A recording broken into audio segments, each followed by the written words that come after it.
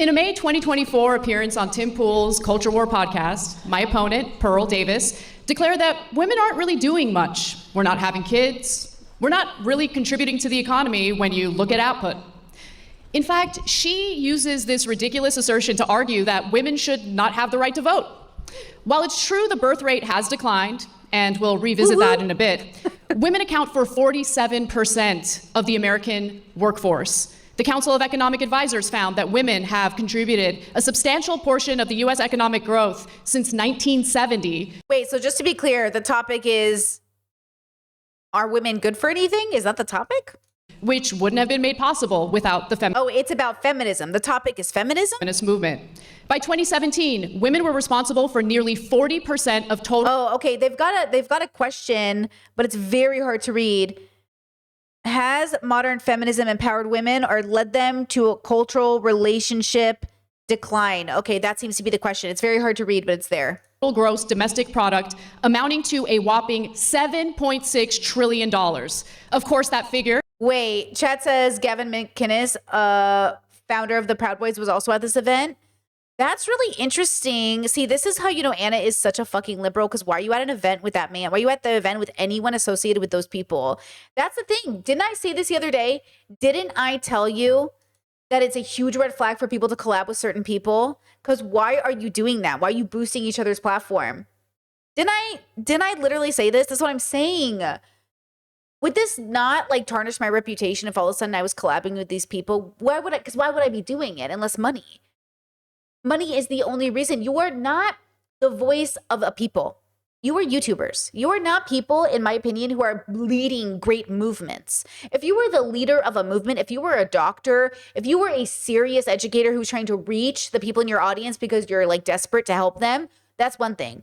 But you're not a spiritual leader. You're not some sort of like, someone who's like serious about helping people. You're a YouTuber.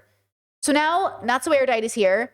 Anna's here. These liberals, this is why they throw progressives under the bus. And this is why I continue to move more progressive, because if being a liberal is supporting Israel or a genocide or doing these things, I'm out. Also, Anna has been very pro-Palestine, which obviously that's good. Wow, gold star for not being pro-genocide. But also, okay, and she's done a lot. Okay, I give her that. And also, she still does things like this, which I'm not sure that's helping. You know what I mean? So, okay, whatever. Strong opinions out the gate. Let's go. Doesn't include the trillions of dollars in unpaid labor women do every year, tending to the household, raising children, and caring for ailing parents. And when it comes to certain sectors of our economy, women are a dominant and indispensable force, like in the healthcare industry, where they make up nearly 80% of workers, according to the Bureau of Labor Statistics. That's 16.4 million women.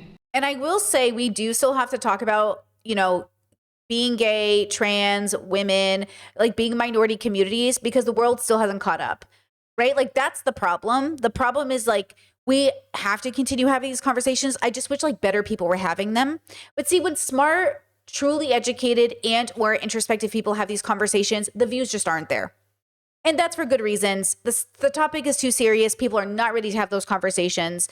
And of course, it's just not as entertaining, is it?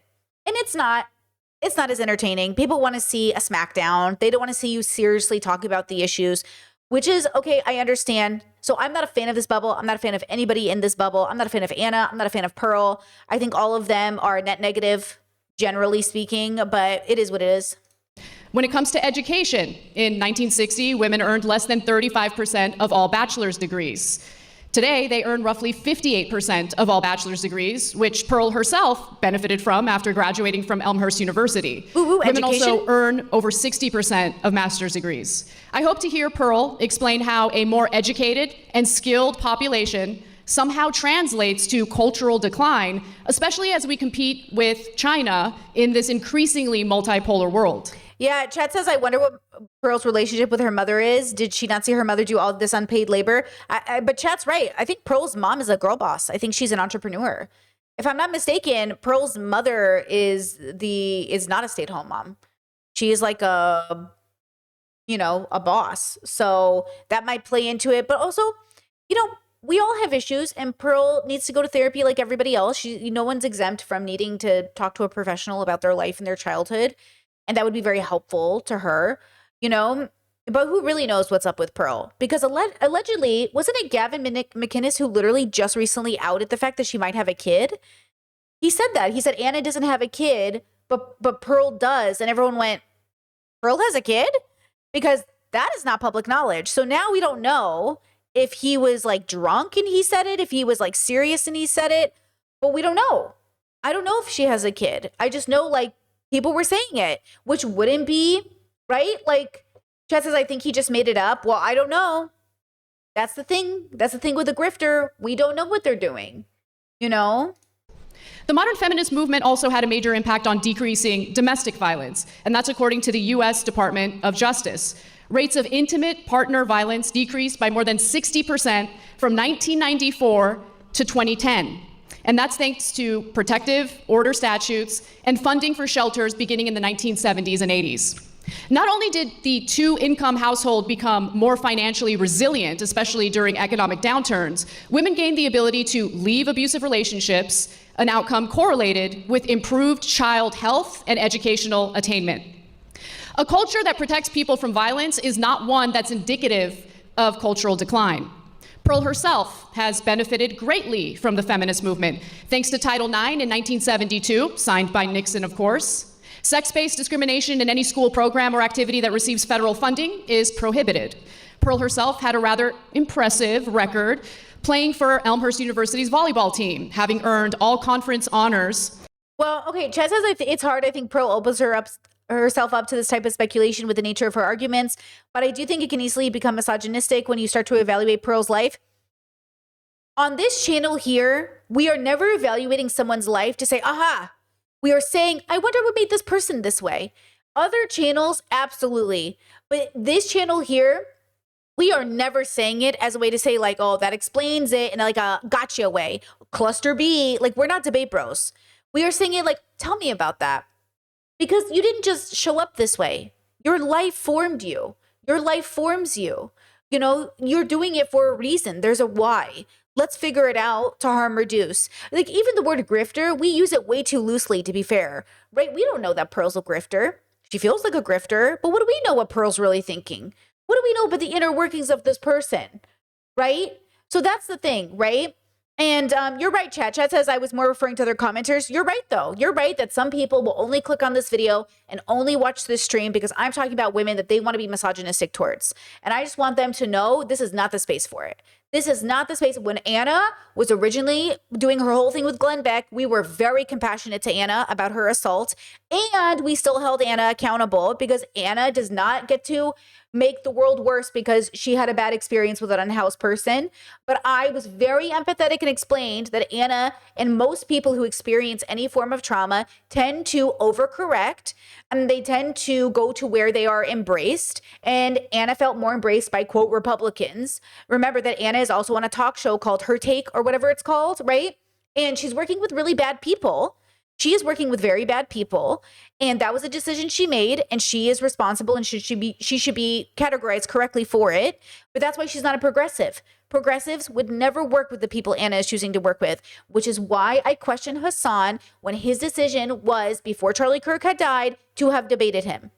Because again, all of you keep saying that Hassan is your leader, but again, as a progressive movement, I don't know why he's our number one guy. I don't get it. Except white supremacy, convenience, pretty privilege. Like, why is he the guy? And I say this as somebody who doesn't even think he's that bad. Okay, but you know how progressives are. We're very critical. You know what they call it? Eating the left, right? I just call it eating out your mom. But you know what? We're all on different pages, and that's okay. As a senior, she later pursued professional volleyball in London. She could have stayed in the United States and served in her role as a traditional woman, but she didn't. And she could have been the traditional chaste woman living out her dream of everything women were supposed to do before feminism. But she is neither traditional nor chaste by her own admission. While feminists would have no problem with her personal choices, she has made a career bashing women for theirs. Critics often argue that modern feminism has weakened families and resulted in a lower birth rate. They tend to dismiss empirical evidence demonstrating the insidious impact of the internet, social media on modern relationships. They also brush economic instability under the rug, despite young people citing their personal finances as the main reason why they're holding off on marriage in the first place. In lieu of discussing those factors, Pearl spends much of her time discouraging men from getting married in the first place. During her debate with Trent Horn, she declared that men are better off shacking up without ever getting married. Her reasoning? Women are too fat and STD infected. 25%, that's a lot. You did say that. She didn't stop to think about how they contracted the STDs in the first place. Boring. Data from the National Library of Medicine show that modern men are just as promiscuous as modern women. Men and women are in bad shape, and in the Who's talking in the background like, dang? United Who's States, that? we can discuss why, but feminism is not the reason. Very good. Thank you. Oh, the host. I was like, who is that? Nice job. Okay, Pearl, we got 5 minutes. You're going to be on the clock, and let's go. Most debaters and commentators are elitists who tell Pearl is too tall for this microphone, so her audio is low. Somebody get on this, please. average Americans from their ivory towers Oh, what he was saying time. Oh, I couldn't even hear it. This is what I'm saying. How much money went into this event? Let's go, audio girls. to think and how to feel. My answer to this question not only comes from covering current events and researching the facts, data, and statistics, but also in my professional experience interviewing over 1,000 people in America and Western nations. Feminism has given women power, and power corrupts. And that's what's happening. Feminism is robbing men of their disposable income and their prime earning years.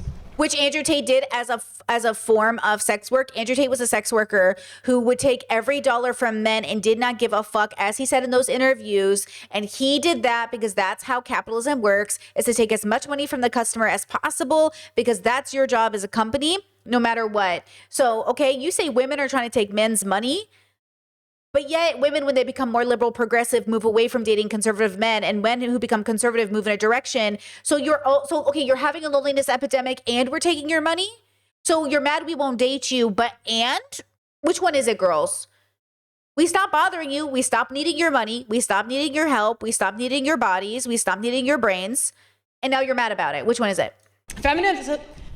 Hold on. That was so debate bro of me. Oh my God, look at me. I should be a debate bro. Look, at the end of the day, we're not dating for the right reasons. We're not falling in love. We're not connecting on values. And so your life will be miserable. Humanity as a whole will always be lost and desperate for meaning as long as you think this is the answer. This is entertainment, so I'm going to be entertaining today. But if you want to be dead serious about changing your life, grow up, really introspect and extrospect, and really understand what you're doing on this planet. Because it is so much bigger than just, quote, you. It is so much bigger than this little fun entertainment thing we're doing right now. Feminism has empowered women. It has empowered women to be sexually promiscuous. Feminists say that they fought for women to not subject themselves to the approval of men. Why then are 5 to 10% of women between the ages of 18 to 25 on OnlyFans or other prostitution websites? Listen, okay. There are more online prostitutes in America than female Walmart employees. 1 of 3 women will catch an STD at some point in their lifetime. 90% will catch HPV, which is incurable. Okay, first of all, I don't know what her point of this is. Ben, welcome to Memberships. Happy to have you here. I do not know what this is meaning to say, but I will say, guys, please go get tested. Please use contraceptives. Please use condoms, okay? Understand you might be, allergic to latex, so look at your condom options. Try water-based or oil-based lube. Try all different variations of what works for you, but please go get tested. Please ask every single new partner you have to go get tested. Please go get tested every 6 months just for fun. Okay, please go get tested. It would really help all of us as a community if we took away the stigma of STIs, because really at the end of the day, it's just medical stuff. And there's stuff that we can take to prevent it, and we can be open about it, and it's nothing to be ashamed of, and your life can be great, and get tested. Get tested. Ask your doctor. Ask a clinic. Whatever you need. There's no shame in it, and it would make the world a better place. Okay? Feminism has empowered women to abort 1/8 of the world population and 1/3 of Gen Z. Feminists have been so empowered to commit paternity fraud. Paternity fraud is unpunished in any state in the USA or any country in the West. If done correctly, a man will have to pay for a child he was fooled into believing was his until that child reaches maturity. In some states, that man will have will also have to pay for that kid's college. That is slavery and is forbidden under the 13th Amendment. 1/3 of paternity tests are negative by the American Association of Blood Banks. Feminism has empowered women to rob men of their time, their resources, their reputation, their children, and in the most extreme cases, their lives. They do this through child support, alimony, false allegations, and paternity fraud. How many people in this arena have a brother, a father? All of those things are because of patriarchy. Like, we could easily get rid of all of those problems if you would deconstruct patriarchy. And if we just, worked on the community being the focus, the health being the focus, the young being the focus. If the health of the community was the focus, we could fix all of these things. But because the structure we live under is patriarchy, these are the consequences of patriarchy. Alimony and all these things are literally the result of patriarchy. Because you denied women work, you denied them bank accounts, you denied them agency. These things will naturally not be as necessary as we move into the future, as long as all gender, no matter what your gender is, are able to work and make their own money and be independent. Father, an uncle, or a friend who has gone through this meat grinder. Anna has been on the Nope, hold on. allegations and paternity fraud. How many people in this arena have a brother, a father, an uncle, or a friend who has gone through this meat grinder? Not me. I got 8 brothers and 16 uncles.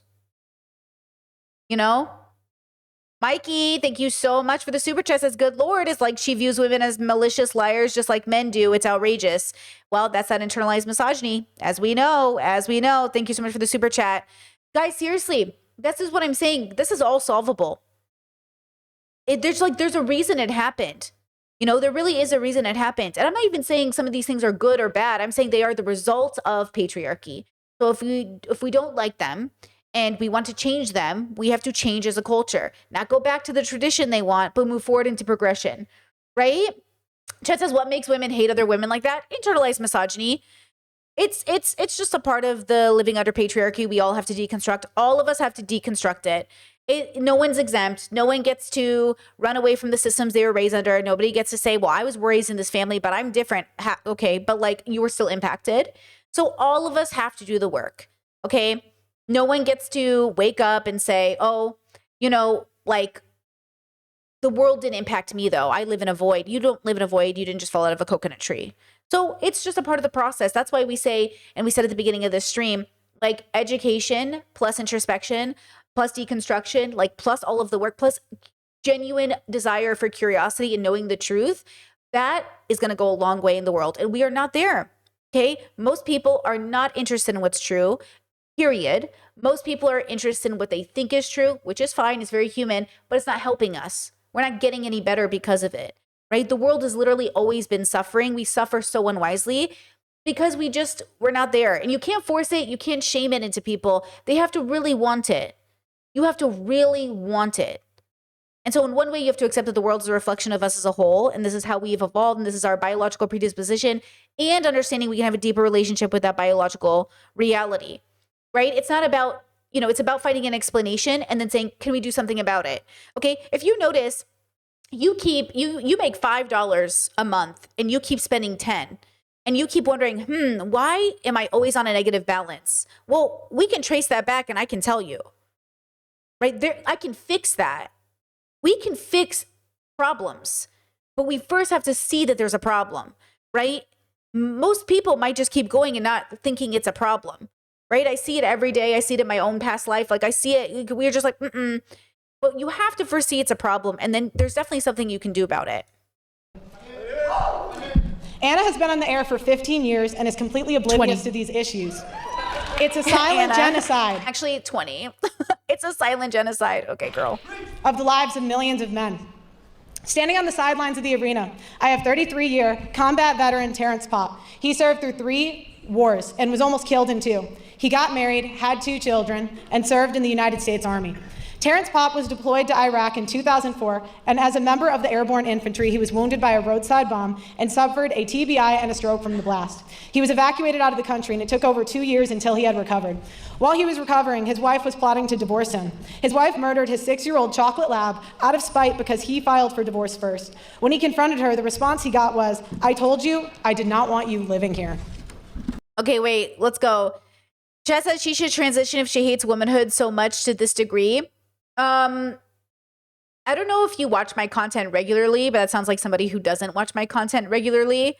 Chat who does watch my content says, I think some chat should think about the idea that you shouldn't be a woman. If you hate women, you should be a man, because men shouldn't hate women either.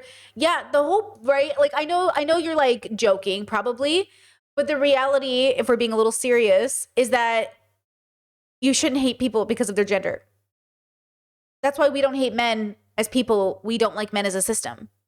Men as a system is patriarchy, right? Like, men as a people, great. Love men as people, right? Men as a system, not so great. Okay? So, like, when we have these conversations about, like, she should be a man if she hates women so much, it's like, I get what you're saying. She's self-hating. But the truth is like, it doesn't matter what Pearl's gender is. What matters is your relationship with self and everything outside of yourself. And Pearl, obviously, and I think most people who are bigoted are obviously struggling. And listen, all of us have bias and prejudice, so you better check yourselves. But when you have bigotry like Pearl does, it is a form of suffering, which is why I say we have to learn to suffer wisely. Bigotry, in my mind, is unchecked fear. And Pearl is obviously afraid of something. The question is, what is it? Maybe a lack of control, maybe not knowing her place in the universe, right? Something like that, okay? All right, I see you, Chad, I see you. At this point, he was forced to leave the marital home and live out of his car. The divorce took away his home, his children, and left him penniless and saddled with a child support payment he could not afford. Terrence had to pay $144,000 over a 12-year period for a divorce that his wife was empowered by feminists to plan and execute. Terrence went into court to fight for 50-50 custody. Terrence was called a murderer and an assassin in open court and was given 96 hours a month with his children. 96 hours a month is not a father. While homeless, he spoke to many other men who would never get off the streets due to child support arrearages and penalties, and the men constantly getting arrested for unpaid child support. The disparage of losing his children and his home, and his PTSD and constant pain from his wounds, he became suicidal. While at his post in 2008, a former commander of his came to see him to secretly say his last goodbyes. The next day, Mr. Pop's former commander put on his dress blues and went to the Holy National Veterans Cemetery and blew his brains out. Terrence Pop was notified of the death and was shocked because he was planning to commit suicide in the exact same manner. So in effect, his former commander took the bullet that was meant for him. Terrence Pop decided he would not kill himself and has spent the last 20 years saving 576 men from suicide with comedy. If you look to the left of the stage, Terrence is holding the dog tags for every life that he has saved. Now, why am I telling you this? Oh, is this the guy? I got a little lost. I zoned out a little bit because the way she was telling the story. I know she's on a time limit. Life is hard. Everybody suffers. No matter your position of privilege, you will suffer. So you can't escape suffering by becoming more privileged. What you do is you have a different relationship with suffering, okay? But you could have a different relationship with suffering through a philosophical perspective, which is also a form of privilege, right? So I want to be deeply empathetic to all mental health struggles, and this is important, giving people the right pathway to justice, housing, support, healthcare, all that other stuff. But I think it would be very unreasonable for us to understand that 90% of people who have babies are not good parents. They do not have good relationships with the partners they pick. Most of us are going to come from toxic homes or dysfunctional families. All of us come from dysfunction, period. But there is no doubt that these two were in a dysfunctional relationship in which abuse was occurring. The question is how did that abuse carry out? What was the toxicity? And the truth is we don't know. But sure, some people who are men will have trouble in relationships because women are people and they can be bad too. And I almost would have to know all the details to really understand this story more. But I would just say failing to pay your child support is too common amongst men who never wanted to be there in the first place. And so the question is why did you fail support? Okay, you have mental health issues. Okay, you're a vet who wasn't taken care of. Who's not taking care of veterans? Who is leaving veterans to be unhoused? What structures are in place that didn't have this man supported in the first place? Okay. So what does feminism have to do with any of this? When feminism was never the structure in place to make it so this veteran didn't have the support he needed. Feminists are fighting for veterans like this to have the support they need so they don't have to miss child support payments. Remember that. Shout out to Terrence, yeah. Now, why am I telling you this? Because men and American veterans are put in this position because of the empowerment that feminists like Anna have pushed for. There are millions of men that have died in this country from the political power that feminism pushes. Since 1970, an estimated 1.6 million men have committed suicide. Time. Stop there. If feminists cared about equality, why aren't they fighting for equality in divorce and family court as hard as they are fighting for abortion, working, or becoming sex workers? Thank you. Okay. This is going to be... It's going to be a heavy one. We're going to go now to the opening interrogations. We have 10 minutes. Do we have that on the clock? Yeah, it's fading in right there. Okay, and take it away. 10 minutes. Who's interrogating who? Whoever wants to begin. Aside from the specific anecdote that you shared, which of course is tragic, And it can you happens all the cite some time. actual studies that look at the statistics and back up what you say in regard to the outcomes of marriage and divorce in America? 41% of 109 rape cases reported to police in a Midwestern city were admitted to be false by complainants. In one Midwestern city? And which Midwestern city was that? You know, you can go from your ivory tower and I'm tell not in an people what ivory to tower. think I'm and on how this to debate feel. stage interrogating your assertions, and you've only provided an anecdote. Right. Because It's if you not- look at the data, which I did, of course, you'll find that women are twice as likely to fall into poverty after divorce. Right, because they can't stop Alimony is paid spending. out in 10% of You know how Pearl just said they can't stop spending? There is this misconception because people will say, oh, women are responsible for like a lot of the spending habits in America, right? Like women are the reason people are in debt. But when you look at those women's spending habits, it's on the family. I just watched a real life example of this happen in a micro. So that's a macro statement. In a micro sense, I was just watching a couple be interviewed on Ramit's show, and the husband was like, she spends too much. There's always packages at the house. I'm so stressed about money. We're so stressed. And keep in mind, they're like working, like the woman is on top of the budgeting. Like she's trying to be on top of everything, right? And he's just like, she always has packages coming to the house. And so Ramit goes, pull up your Amazon. What did you buy? And the woman goes like, things for the kids, dish soap, things for the house, you know, that kind of a list. And I knew it. I knew right away that that was going to be the list. And the husband was building up all of this bitterment and resentment over his wife buying things and having packages at the house all the time. And he never once asked, hey, what did you buy? Or he never once went over it. And look, listen, okay, I get it. My marriage is very specific, and it's obviously, I'm going to say it, better than everyone else's, apparently, because y'all never talk. But we talk about what we spend money on. Every single thing we buy, we openly talk about it because, pause, we're just sharing. Hey, baby, look what I got today. Ooh, can we get this thing? Ooh, is this in the budget? We're excited. Ooh, you got a package? Let me see what you get.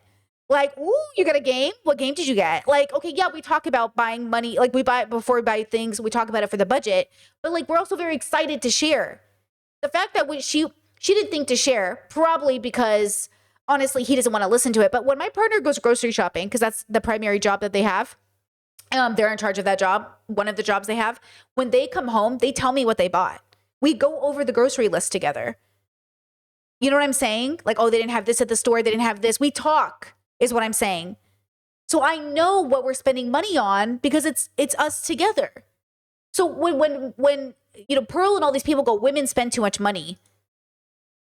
Generally, if the women are married, they're spending it on the family. Or if they have kids, they're spending it on kids.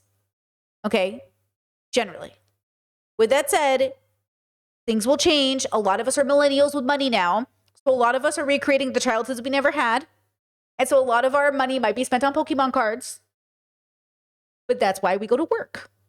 So divorces. According to the Census Bureau, the average child support payment is $441 a month, and only 60% Right, but how of much are those they payments making? get paid out. How much? Women do not get child custody 90% of the time, as you have asserted before. In fact, 95% of custody cases are mutually agreed upon outside of the courtroom.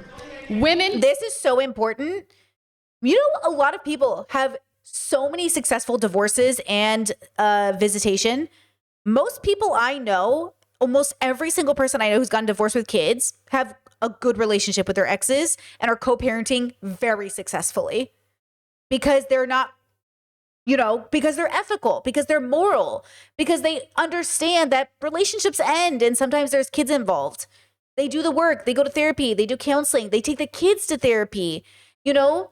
So yeah, like there are some really horrible cases of divorce, but do you guys ever think it's because your mental health is bad and you were raised badly and you never went to therapy or asked yourself, how did I get here? Do you think it's because you settled for a partner that you didn't even really like? Do you think it's maybe because like there is toxicity or abuse in the relationship? You know what I'm saying? Like we can't talk about real issues in the world until we start looking in the mirror and facing ourselves and realizing like, yeah, like why did I make a baby with somebody that I didn't even like that much? Like I can't tell you how many call-in shows I listened to. I just listened to one this morning and he was like, you need to leave this relationship. This man is abusing. You need to leave this relationship. Like he's like, do you have kids yet? And she's like, no. And he's like, you're allowed to leave. I'm giving you permission. Because she was like, well, I'm Christian. And, you know, he really uses the faith against me and tells me I need to be submissive as a wife. And every time I ask him to help me with chores around the house while he's playing video games, he like brings out the Bible and he's like, okay, you need to leave him. And this is like a Christian or conservative like radio host. And he's like, you need to leave him. And I'm like, see, even the conservatives are like, you need to leave. See, that's what I'm saying. There is a bubble of conservatives that I'm not a fan of, typically. And yet, even they will be like, yeah, no. And that's why we need to remember these very exaggerated conservative talking points through MAGA or on the internet. Okay, and these people did vote for Trump. So it's not like they're exempt, right? It's like the Dave Ramsey bubble. They're not exempt, okay? But, and I think this is important, they're not this, whatever this is, okay? And that's the point. And I can't believe I just talked about Dave Ramsey on my show right now, but like, okay, there are people having successful divorces and getting counseling, and many of them voted for Trump. So, okay, you're not exempt. Trump voters don't get to say, well, we don't go to therapy. Yes, you do. So go to therapy. And then we can talk about the fact that you voted for a rapist. Get full custody 40% of the time. Men do get full custody 20% of the time. And 40% of the time, it's shared custody, which I think is the ideal situation, assuming that neither spouse is abusive. And Pearl, excuse me, before you respond, if you could take your microphone out and hold it, it would be easier to hear you. Okay.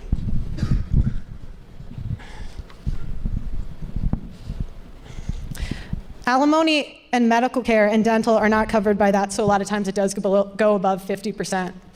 Again, you can go through the facts, the data, and the statistics and manipulate them any way that you want.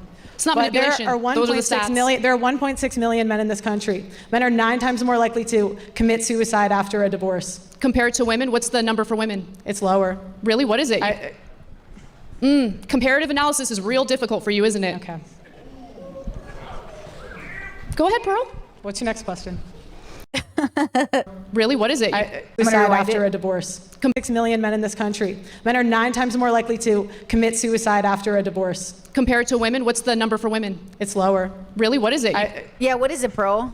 Comparative analysis is real difficult for you, isn't it? Okay. See, that's the problem. Now, I will tell you this. I did learn about a buddy of mine got a divorce and he was paying alimony. And I was like, why? Now, look, I'm an independent girly. So in modern day relationships, I do think we should restructure a lot of these systems only if people are free to work. Like right now, people are arguing, Republicans are arguing about taking away women's right to vote, right? So you can't talk in one side of your mouth, women shouldn't work, women shouldn't vote, and then talk about how do men pay alimony. You have to pay out to your divorce partners because you are denying them the chance to be independent. This is patriarchy. That's what I'm saying. I do know people who have had to pay alimony, and I'm sitting there like, well, you can't marry people, have them be jobless, okay, even by their own volition, and then expect them to what, just join the job market after 30 years? You can't do that. So when you get married, you have to decide, is my partner going to work? Is that a requirement of our union? As an example, it is not a requirement of my union that my partner work, but it is something we think about. And yes, if we got divorced, I'd be happy to pay my partner's bills as they were in this union with me, okay? And I took away their livelihood. Now, let's say it's really abusive, right? And I'm the main breadwinner. Okay, here's the thing. Again, You do you in your relationships, but there has to be some system in place to protect people because we can't have unhoused people.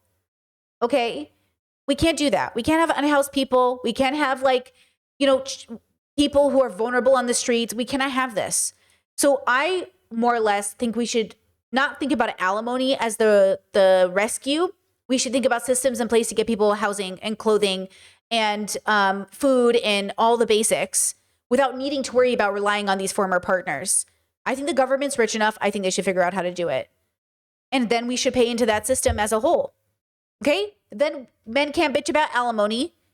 People have housing insecurity. They don't have to worry about divorce or leaving their abusive relationships. They don't have to worry about money, right? We'll take care of it as a community.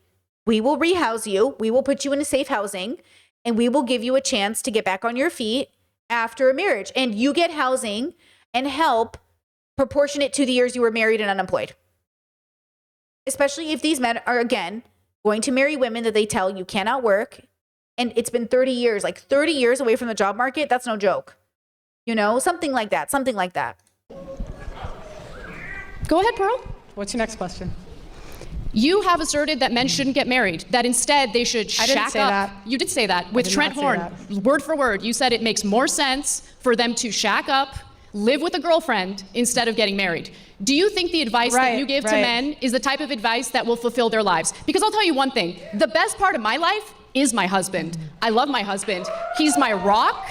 He's my foundation. Hold on, Anna. I'm going to need to. Part of my life you give to men is the type of advice that will fulfill their lives. Because I'll tell you one thing, the best part of my life is my husband. Is the best part of my life my partner? I'll ask my partner that question. I don't know if we would say it's the best part. We would say it makes our life so great. But our life was already great when we met. So we were just the cherry on top. Is the best part us? I mean, the best part of our life is our life. You know what I'm saying? Does that make sense? Because I don't like this knee-jerk reaction to try to cater to men in the audience to say like, I love my man. I respect men. I love my man. It's like, yeah, I mean, I like him and everything. They're great. She's the best. But also like, is she the best part of my life? Or is she the best? Is our life great together? Do you know what I'm saying? Like your life, I don't know if there's one thing that is the greatest part of your life. Like even if you said your kid was the greatest part of your life, I'd be really like, why? Your kid isn't you. You know this, right? Your life is separate from your kid and your partner. Even if you told me my favorite part of my life is my job, I'd be like, really? I think it's just my relationship with self, like existence itself. Like the best part of my life is all of it. You know what I mean? To just say it's like this singular thing is the best part of my life. I don't know if that's the right way we should view life, but okay, you do you. I love my husband. He's my rock. He's my foundation. And no, my husband is number one. I love my career, but you know what my career did? When I met my husband, my career was already established. He, on the other hand, was couch surfing. He was in debt and didn't know what he wanted to do with his life. I married him anyway. You want to know why? Because I had the economic freedom to marry for love, not for some Chad to take care of me. How tall is he? Oh, he's 6'1", about your height. How many kids did you give him? None, I don't want kids. Let's not do shouting questions from there, please. Allow these two Okay, thank you, moderator. Jeez. debate each other. Okay, what's your question? I mean, you don't really have much to answer, so I don't know what else to ask you. Do you think you're helping men by discouraging them from entering fulfilling marriages? What happens to men if they don't pay child support? I mean, What happens? Well, if it was like my ex, when I realized he wasn't paying child support, he rightfully got his money taken out of his account because he should have been paying that goddamn child support. And he should have gotten his shit together. God knows he should have thought about it before he made 3 kids with 3 different women. I was really young when I dated him, and I only dated him for 2 years, and he was 12 years older, and I learned these things very slowly over time. But oh my God, let me tell you. Okay, he should have thought about that. And I know he was young for 2 of them. For 2 of them, guys, when he was 16, he got one girl pregnant, and then a week later went and got another girl pregnant. And I was like, okay, that is comedic. But also, you were so irresponsible. And I knew his teenage girls, they did not. It was tension. Let me tell you, he was not a present father. He was not active. And that's the point. And then one day he came to me and he's like, they emptied out my bank accounts. I was like, why? Because we didn't share money, of course. He goes, I didn't pay my child support. I was like, well, should have done that. Should have done that. Your kids come first. I don't know what to tell you. Your kids have to come first, my bro. Don't come to me and complain about it. Like, you know what I mean? Okay. Discord said, as someone with a challenging co-parent relationship, some men are abusive assholes and like hurting the family because of a woman left him and the kids prefer her and not his new wife and stepkids. They use the system to smear and cause harm instead of focusing on the kids. 100%. Like, no doubt some people, and I'm so sorry that that's a situation you're going through. And that is so hard. And that is so real, right? Like, people can have very difficult separations, divorces.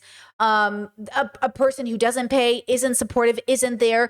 I mean, my mom's first marriage, okay, like, I love my brothers. Their bio dad did not care for them. They openly talk about this. How, like, when they were kids, they realized, like, oh, my dad doesn't care about me. Like, my dad literally doesn't even care about me. And he pretended to, of course. You know, my mom left. She was abused, as she should have. First woman in the family to get divorced. That's my mama right there, baby. Okay, got divorced. And, you know, the guy pretended he cared. He's like, I want the kids then. Give me one of the kids. Didn't have a job. 60-something years old, never had a job in his life. Grew up in the same house his parents bought for him. He's going to die in that house. Okay. Okay, never paid my mother any child support, nothing. So my brother tells this story that he goes, I go with my bio dad because I thought my bio dad wanted me. He looked sad. I wanted to support him. The moment my mom takes one brother, my other brother goes with that guy. He goes, we get to the airport, we go to the place, and he drops me off right away to my aunt and my grandma's house. He had no intention to ever be with me. I never saw my dad. I called my mom. I was a little kid. My brother's like a little kid. Calls our mom and says, come get me. He doesn't even want me. His dad just wanted to fight. He just wanted to fight with my mom and pretend he cared. And this is the story that made my brother, okay, start calling my dad when he was a kid, because he said, I do have a dad, and this is my dad, and this is the man who raised me, and that's my dad. That's our dad, okay? And that's the man who, you know, stepped up, as they say. But, like, we don't even think of my brothers as, like, half brothers or whatever. They're all my brothers. You know, I don't even think about it that way. That's why I say, like, our parents. I say we come from the same parents, because in my mind we do. Even though I know my brothers have their own struggles because they come from a family of divorce. It's hard. Okay? I know that. But I also know that it is possible to understand the nuance of the situation and to see that people are what they are. And it is what it is. And yes, my brothers were definitely impacted by that whole situation. It would have been nice if their bio dad wasn't abusive. In an ideal situation, it'd be really great if our parents weren't getting divorced because somebody was abusive. It'd be really great if people would just get divorced because they grew apart.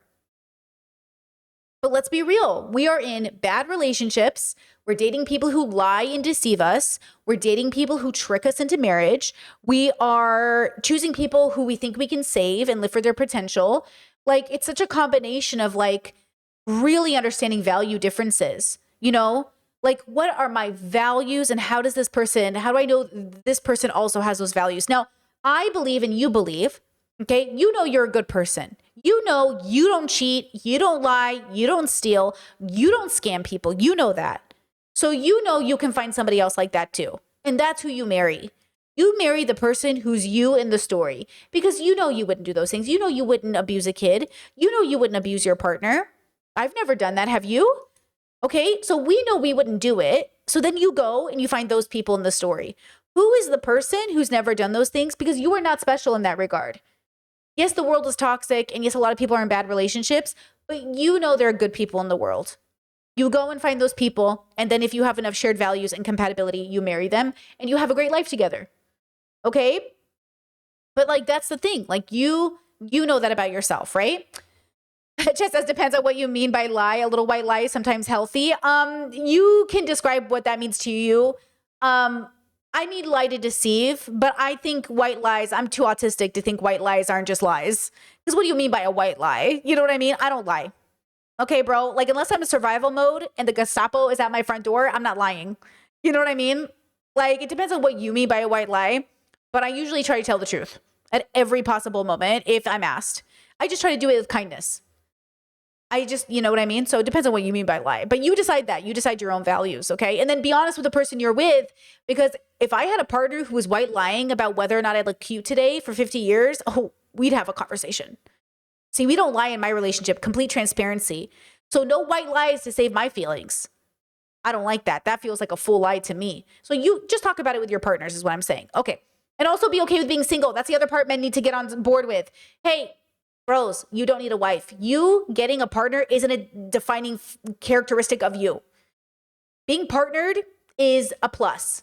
Having kids is a cherry on top. It is not a requirement, nor are you entitled to it. If you are lucky enough to find a person you want to do life with and make babies with, great. But like, you are not less of a man because you're not partnered. What happens, Anna? How many men do you think get What arrested? happens to I don't know men what the when they number don't is, get- but the What idea that happens there's to like a men when huge they number don't- of men getting arrested for not doing what they're supposed to do 15%. and take care of their children, it's not a huge issue. What happens to men when they don't Really, pay child support? only You 60% gotta- of hold on, child hold on, support hold on, payments Hannah. get paid out. You gotta allow her to interrogate you, not them. You gotta stop yelling questions at her. You can minimize men's problems all you want, but I don't think you understand how privileged of a position you're in. In what way? How am I privileged? Men are the ones that are on the hook for child support. Men are the ones that are on the hook for alimony. It's easy for you to tell men to just Well, I mean, we know the Kelly Clarkson case that it's not men are on the hook for alimony. It's just the person who makes the money. It's child support, the person who makes money.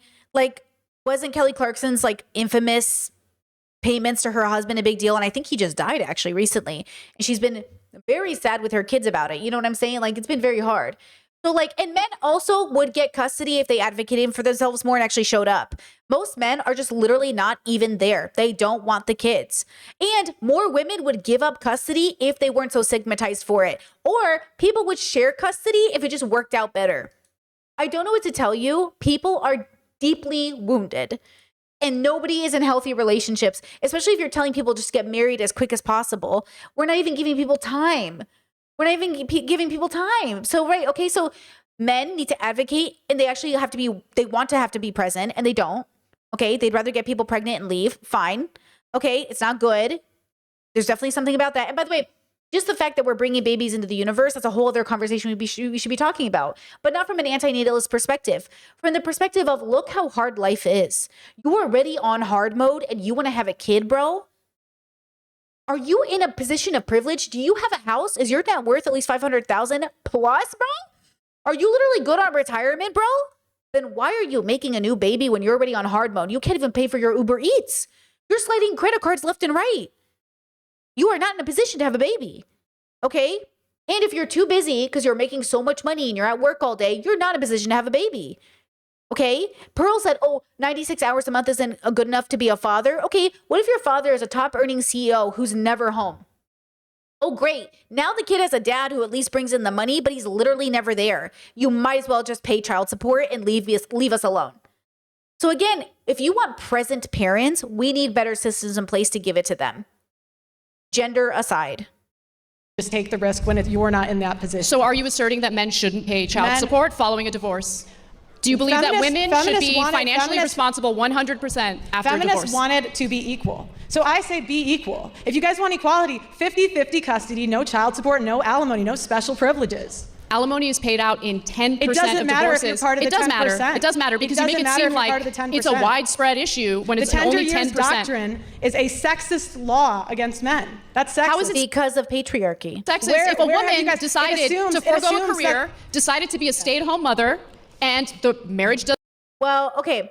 Just as they don't want to admit that everyone involved is just a person who has gone through a lot in this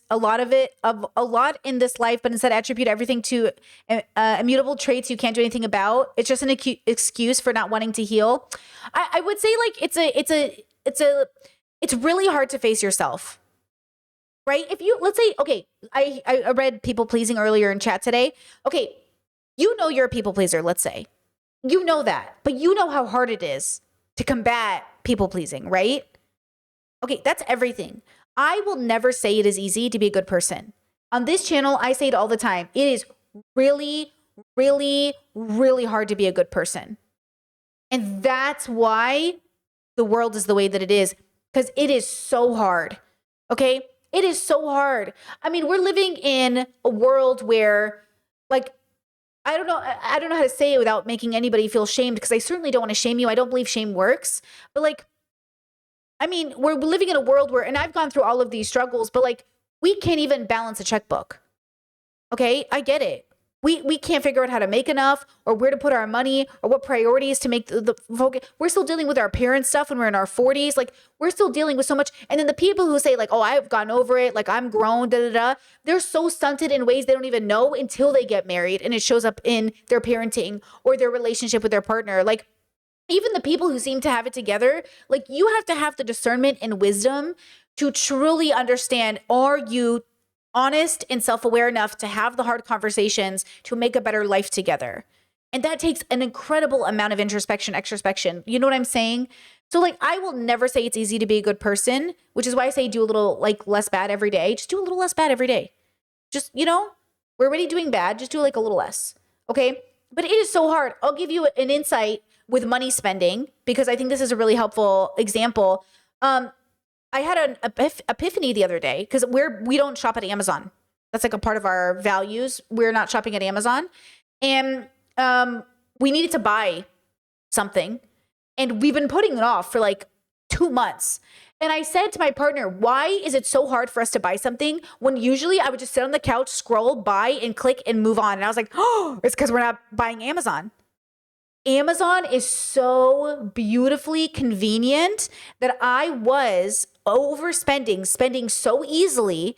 And now that we're only buying locally, or at least trying to buy as local as possible, it really becomes not fun. I was like, I don't want to do it. I don't like leaving the house. I don't want to go online. I don't want to find a reputable website. I don't want to put in my credit card information. I don't want to do any of these things. I'm not going to spend the money. And then I just don't buy stuff. And then I'm like, oh, my bank account is really grateful. But also it really forces me to think, do I even need this thing anyways? Because in the moment I needed it 2 months ago, I would have bought it right away from Amazon. But I waited 2 months and I realized, oh shit, I don't even need that. And it is a game changer. Whoa, my life is so much better. But I can see it. I will say Amazon has a crazy good, their system is perfect, like in terms of tempting you to spend all your money. And I know I used to buy Amazon all the time. Okay. So yeah, just like food for thought, right? It takes all of us time to really break those like habits and cycles of how convenient it is. Just a boop. It really is a game changer. So think about that in just one regard of your life. Now think about it in all. Okay. If we know we're bad with money, Americans, 70% of them are in debt, right? And then you put it on bad debt, consumer debt. Okay. And then on top, and then they want to blame women for it. Oh, women are the reason for consumer debt when women are buying diapers. So you better sit down and be quiet. Okay. Right. And then you dating, loneliness epidemic, introspection, all of the other things. Bigotry is up. Do you not see what's happening on the news right now? Do you not see what's happening around the globe? Okay. So we know humanity is suffering. This can't possibly be the answer. Do we really think the answer is just like this conversation between these two women who should definitely know better? That's what I'm saying. How respectable a person can you see? How serious of a thinker can you even possibly be that you would be here in the first place? And this is why you must understand this is entertainment. This is for funsies. This is not real.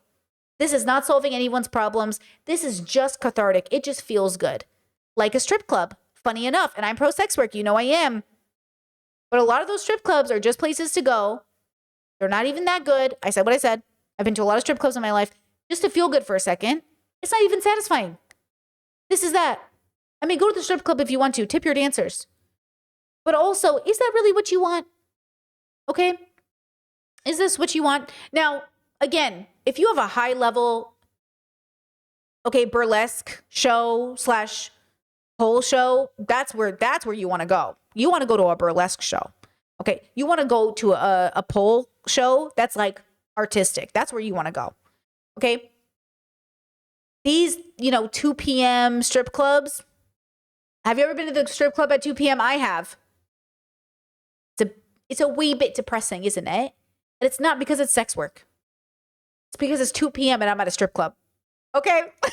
Doesn't work out. She has no job. She has no income. So you think it's unfair to get support from her ex-husband so she can raise the kids? 60%, so she can pay. 60% of kids under 5 have daycare. Daycare is an option now. You wanted to be men. Do you know how much daycare costs? You wanted to be men. Oh my God. Daycare is like $3,000 a month, literally. That's the other part of it. Girls, can you even afford a kid? People making $250,000 are struggling to have kids. Here Do you know how have much it. daycare costs? Do you think it's free? Let her answer. Let her answer. A lot of things are expensive, Anna. I mean, it's That's, men. that's not an answer. Women have 85% of consumer spending. Women spend money all the time. You spend money on hair dye, you spend money on Botox, you spend money. You should on think the- about it. On the Anna! See, the sexism, unnecessary. Going for that, you know what I'm saying? I sure am. You spend money all of the time. Yep. So you wanted to be men, here it is. You're equal. Pay for daycare. Equality means that when you have a child or children, you're both responsible. Yeah, it's funny that men aren't responsible for caring for their children, but you guys want custody so bad. What do men imagine will happen once they get custody of their kids? So you won't pay for daycare, you won't help out with alimony, you won't pay child support, but you want custody of your kids?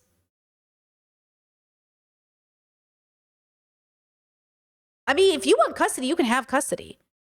And then you won't have to pay child support, right? Because like you'll be 50-50 and then you'll both be just paying bills, right? Is that how it works? I don't know. I've never been to divorce court, obviously. But if you both go 50-50 and you have them half the week, then does anyone have to pay? Isn't child support just when one partner is a full-time caretaker? And that's why they need child support because you're not divvying out the work? Am I stupid? I don't even know how this works. Again, everybody in my life is relatively happy and or co-parenting successfully. So I don't have a lot of examples of bad divorces. So the Right. idea that the woman should take 100% of the costs on herself without any help from her husband or ex-husband is ridiculous. How is that fair? Well, how is it fair that he doesn't get 50-50 custody? Well, first of all, Well, because the child might not be safe in your environment. Custody also implies some sort of safety with the child. So if you don't have the safety, the housing, the affordability, the environmental factors come into play, if you're emotionally irregular, if you were abusive to the other partner, right? Take gender out of it. Obviously, you would have gotten custody if you were safe in general or if you fought for it. You're only denied custody, right, if there's a problem, but you still have to pay child support. So confused? It's why 50 are you asserting that they don't? It's 50% his DNA. Why can't he have 50% custody? Where There has was a feminists study. done? I've been Let on me answer your 20 question, even though I different- should be interrogating you. I'll answer your question. Massive study out of Massachusetts that looked at 24,000 divorces. In those 25 divorces, they found that in only 8% of cases did men ask for custody. Exactly. 8%. Right, because the average American can't afford divorce fees, Anna. But women it can costs afford to raise the $25,000 children to get by a themselves divorce. without support from the ex-husband. How does that make sense? What did you say? I didn't hear you. We were both talking. You're complaining about the costs while simultaneously arguing that a woman should not get child support in order to raise. So he can't afford divorce, but she can afford divorce? Don't they both have to pay lawyers? I mean, I guess he could pay for the lawyer. That happens sometimes. But then she's paying for the kids. See, this is what I'm saying. Guys, marry somebody that when you divorce them, it goes really well. That's really how we should get married. Make sure the person you marry is going to make a fabulous divorce partner. Yeah. I think that should be our goals. the children Right, that the she can- former couple had together. Are you guys equal or not? You want to Yes, be equal. equality means that All you're right, both responsible 50 for raising the children, and that Right, includes right. the So costs you should have of raising the equality, children. but not at the expense of men. 50-50 custody, 50-50, no child support, no alimony. That's equality. You don't want Alimony equality. makes sense if You the want- woman was you a want- stay-at-home mother and doesn't have a source of income. Or However, a stay-at-home partner. You keep making it gendered. Just take gender out of it and be realistic about what the expectation should be. This is why gender ruins everything. Stop talking about gender. Okay? Just say if a person is home for 30 years and out of the market, does it make sense that after divorce, we would just throw them to the wind? Or does that make sense that after being with someone for 30 years, you would somehow support them for, let's say, 2 to 4 years while they got themselves back into the job market and got their shit together? Okay? Basically, support them for the length it would take to get an average degree. They could go back to college ASAP. You know what I'm saying? Something like that. That's why I think the system should just come in and help people instead, personally. But you know me. else would she take care of the kids following a divorce? By getting a job just like the men. Whoa, you really ate with that, Pearl. I'm so full. Yeah, she can get a job. except she's been out of the market, and that's not how it works. I would love to know what job Pearl would have if she had to go back into the job market. What's her degree in? Does anybody know? What would be Pearl's job, and what are the chances she gets that job? The job market's pretty vicious right now, So you're saying that a woman who doesn't have recent job history is just going to willy-nilly enter the job force or workforce, I should say, and easily get hired. Do you guys care about this? So do you care about the children or not? Because you're making this about like the poor husband, the poor ex-husband who doesn't want to pay the child support, doesn't want, to take on any of the responsibilities of having children in the first place. Why is it that you seem to have a problem with men carrying out their responsibilities? But when it comes to men are dying to care about their responsibilities. Men Really? are fighting to be a part of their kids' lives. what's the empirical data on that? I don't need data. How many people in here have had a family or I don't need data. How many people in here? What? Data is really good, but we also understand how we came to those numbers. Numbers alone aren't enough. We have to ask why the numbers. Okay? I'm dead serious. We don't have enough data in general for all of the things happening in the world. Like, I guarantee you, more people are trans than we could even imagine, and more people are definitely gay, okay? But we don't have the time or numbers and the safety to even have those conversations. But even more than that, we don't know why these things happen the way they do. And when we really want to talk about why, it's very hard. So again, like, how many men have never been married or have kids and are terrified of divorce court? Why? Where does that come from? What are you afraid of? Again, I am not terrified of getting a divorce. My partner and I, we're not terrified of divorce. Like, it's just like, what are you going to do? Again, when you see, maybe we're just privileged because we've seen successful divorces, or we just know that's life. What are you going to do? Also, to be honest with you, we're not the kind of people that would go to court. We're not. Too much paperwork, and we don't care. We're very independently minded. We don't give a fuck. Bye. And honestly, to be honest, I always ask my mom, I said, why didn't you fight for child support in court? She goes, from who? A man with no job? Whatever. I left my life and I just hoped he never called again, which he did. He just never called again. And that's the thing. Like, the greatest gift my mom ever got was that her ex-husband actually just left them alone because he was a lazy piece of shit. Not that I even believe in the construct of laziness, but there you go. He was selfish. The greatest thing that man ever did was minding his business. Okay? Because, our life went on. We all had a great life. We moved on with our life. And that's the point. Is my mom never went to battle. She did not care. Because at the end of the day, she was working, first of all, because she was the breadwinner. Oh, he didn't make the money, girls. Her ex-husband couldn't hold down a job. So who do you think was making the money in that traditional relationship? My mother. My mother. Of course, my mother. And then she divorced him because it got physical and emotional, of course. And then my mother was a single mom with 2 kids, and she was working. Okay. And then my dad and her got together, and then they just decided what their life would look like. And boom, decades later, okay, 10 kids, a life, successful business, paid off house, all the good stuff. They're MAGA, so we got our own problems within the family, as you know. But otherwise, like, pretty good. That's a pretty good scenario for a divorce. Like, okay. Yeah, the abusive guy moves away and doesn't torment my mom. My mom gets to go on with her life. Her life turns out pretty good. And life moved on. So when Pearl goes, I care about men, I care about people who happen to be men too. I just really deeply think men who are so terrified of divorce court need to go to therapy and talk to their therapist about it. Because who taught you to be so afraid of a divorce? And what does that look like? And what are you worried about? Now, don't get me wrong. A truly horrible person will make your life hell in divorce court. But then we should ask ourselves, why are we getting with terribly bad people? And I'm not victim blaming you. I'm asking you a philosophical question.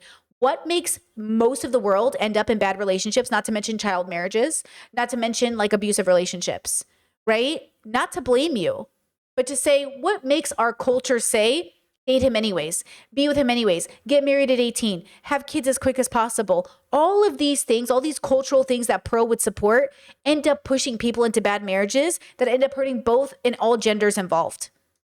So like, again, when we're serious about this topic, obviously the thing we're doing isn't working, or a friend fight for their kid and not be able to get it. The reason that this happens, Anna, is because lawyers tell them not to fight because it's so expensive and they won't win. What is that based on? You have to provide, look, Pearl, I am open to be convinced, but I need more than anecdotes. I need more than vibes and feelings. Because we're talking about something serious here. We're talking about raising children. We're talking about the shared responsibility of raising children. That, of course, includes the cost. 90% of disputed custody goes to women. That's not equal. 90%, that's a totally made up statistic. Where are you citing that from?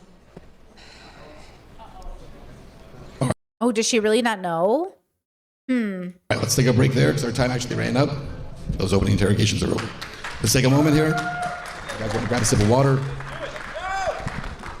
All right. The next step is going to be 30 minutes. We're going to open it up. Again, open debate. I'd remind you guys, I know everyone's passionate about this. I get that. But we can't have multiple people debating at the same time, right? We've got one debater here. We got one debater here. Let's keep it here. All right? Yeah, what the fuck is with that audience opening their big fat mouths? Look at these men in the audience who can't keep their mouths shut. All of them are debating Anna. Isn't that funny that Pearl can't do it alone? All these men have to come and help her? Be quiet.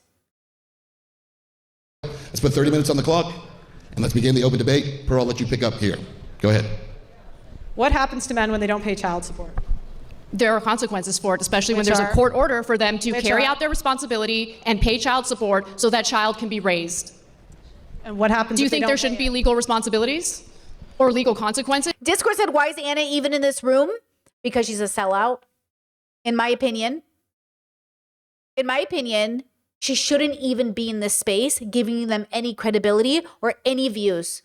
Because let's be real, the only reason we're watching this is because you guys were like, Anna debated Pearl, Brittany, please review this. And I'm thinking, why the fuck is Anna in this room? Even though it's pretty obvious why Anna's in this room. And I knew this was going to be exactly what it was. But just an example, again, of why she's a liberal and not a progressive. No progressive person should be in this space giving these people any sense of validation. If they fail to carry out Which is why Not So Erudite being there as well is another thing too. Because Not So Erudite is there. She's on some panel. You'll see her. You'll see her eventually. She's there. And remember that when that whole thing went down a few years ago and she stayed with Destiny and all those debate bros, it was her decision. There was a line in the sand and she chose her side. And that's the point. These women constantly choose men, patriarchal men, abusive men, literally abusers, and say, oh, but they're doing so much for the Democrat Party. Girl, nobody likes a Democrat either. That is not a brag. You know what I'm saying? We also don't like the Democrats. And then they go, oh, you're too picky. Oh, I'm sorry, but if Democrats are going to hang out with abusers and Zionist, supporters, then like, what are we talking about? These are unethical stances. Okay, and I know, again, to Anna's credit, has been very pro-Palestine. But that doesn't erase the fact that she also spent, and TYT spends a lot of time talking about how crazy the left has gotten. So does Not So Erudite. Oh, how crazy the left has gotten. a court order to, take care of their kids. I've interviewed men that have paid millions of dollars in Don't child care about your support and interviews. married- Anecdotal evidence doesn't matter. What I need is actual statistic, empirical evidence. That's the problem with these conversations. So philosophically, we wouldn't have to have those conversations this way. It's only because they keep talking about systems and macro that they have to now bring in the data. But if we were just having a philosophical discussion about the meaning and purpose, and we could say like, oh, I know this person in my life who has this story. Oh, what does this mean? And oh, we have a person here. We could use anecdotal stories because we'd be talking about the human condition. But since Pearl decided to open up this conversation with quote statistics, well, now we got to prove the data. What's the data? Where are you getting that from? You know what I'm saying? Okay.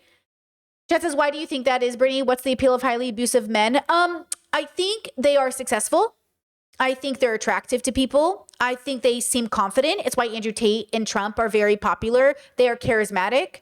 I think these streamers are also entertainers. These debate bros, these people, they're fun. They also seem really nice at first, right? Like I didn't know either. When people first introduced me to Destiny, it was viewers in my audience. They're like, Britt, he's non-binary. Or I guess they're non-binary. I guess he's a he now, but they're non-binary. They're progressive. They fight MAGA people. I'm like, oh, cool. They're in an ethical, open relationship, which we found out later they were not. So here I was going into this space with this very progressive idea in mind, just to be like, what's happening here? It's not like you know right away. Just like in any abusive relationship, you never know until you know. And then you're like, oh, shit.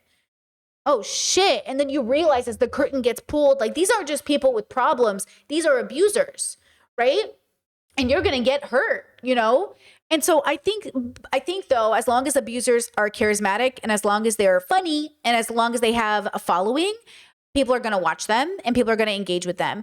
And I just think that's what it is. Because I really thought when Andrew Tate came onto the scene, I genuinely was on stream saying like, no one's going to fall for this. Oops, my bad. I'm so sorry that I keep underestimating people's ability to fall for Andrew Tate, but I genuinely, in my beautiful autistic brain, was like, no one's gonna fall for this. Everyone can see through this. And then I was like, oh my, I was wrong. I was so wrong. You know what I mean? So I think there's a lot of factors that come into play, right? And then people feel desperate. They feel like, well, these are the people who are popular, so we have to talk to them. Or these are the people that are involved in stuff, so we have to do it, right? Like these are the people, these are our only options, right? Chad says, honestly, Anna holds up the patriarchy by even arguing with Pearl on the fake grounds Pearl wants to argue on. Pearl is a regressive reactionary. It's like arguing with Archie Bunker. What's the point?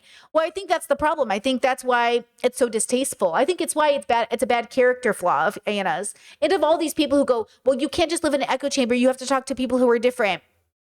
Look, if the left is so diverse, we're eating ourselves, then we can talk to each other. Okay? We already have enough people to talk to.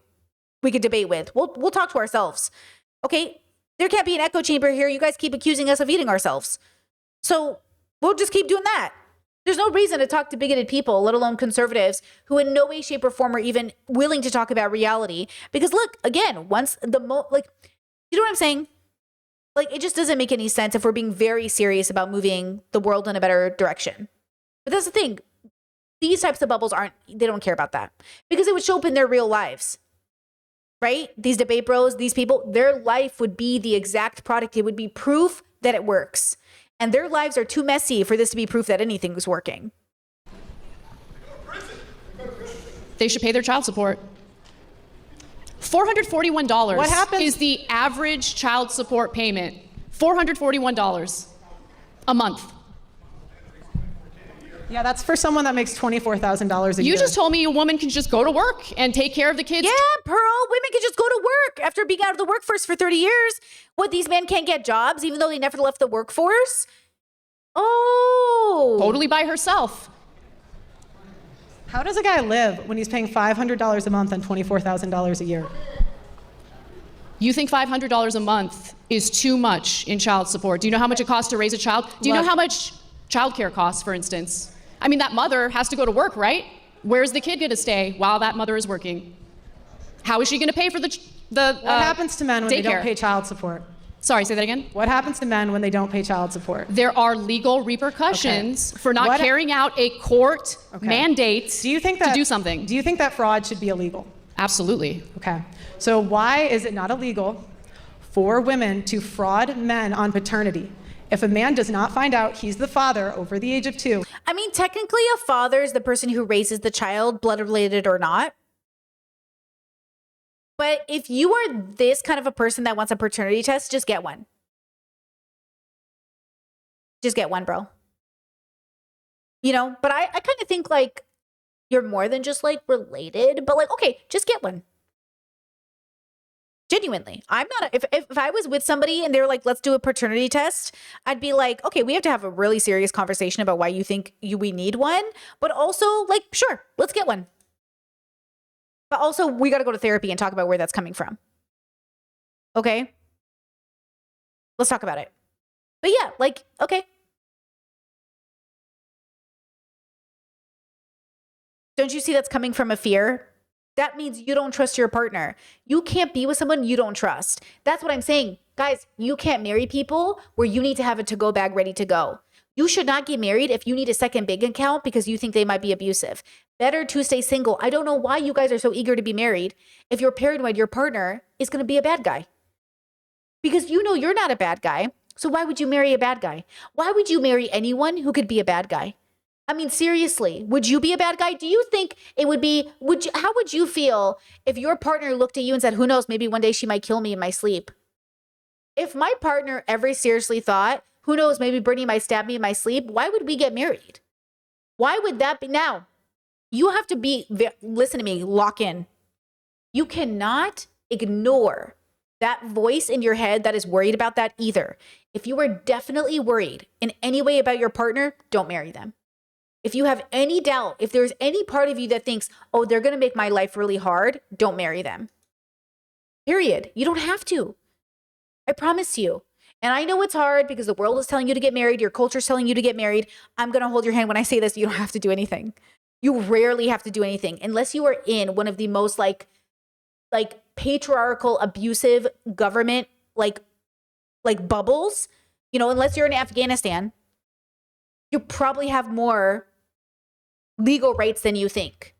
You might have cultural pressure from your family. And this is why we have to keep fighting for our legal rights, because they want to take them away, which, by the way, that's why we have to keep fighting for them. So why are you marrying this man? Okay, Kat Black said it best. I'm paraphrasing. Kat Black said, why would I marry a man who would vote against my life, basically? I'm misquoting her. But, why would you be with somebody who would be one of those people that would want to take your voting away, or want to take their own voting away, or want to be bigoted, or want to be racist or homophobic? Guys, if you marry a homophobic man, you're homophobic. If you marry a racist woman, you're racist. Do you know what I'm saying? Like you don't get to say, oh, well, I'm not racist, but my partner has problems. No. The only chance that I will tolerate that answer is if you've been together since you were 9 and you're going through something. Okay. So, why would I date someone that wouldn't politically defend my body? That's the quote. Thank you so much. So that's the conversation that needs to be had first before we even have any of these other conversations. All of these conversations are a distraction from the fact that we are pressured by society into ignoring red flags in relationships because we don't even know what to look for because, your parents, probably kind of sucked. One thing I will say about my conservative parents that they always raised all their kids with is marry the right person or stay single. Your life is so good single. You're successful. You're happy. I would rather you be single. God has a different calling for you because they're religious, than get married to the wrong person. And I'm like, yeah, that was the right lesson. That was the right lesson my religious parents gave me versus other religious parents. They are telling you your life won't be, fulfilled till you're married. And sure, there was social pressure from my parents. Don't get me wrong. When are you going to have grandkids? When are you going to get Catholic married? All of this stuff. There was that conversation. But they also very much made it clear, like, you can't marry the wrong person. Don't do that.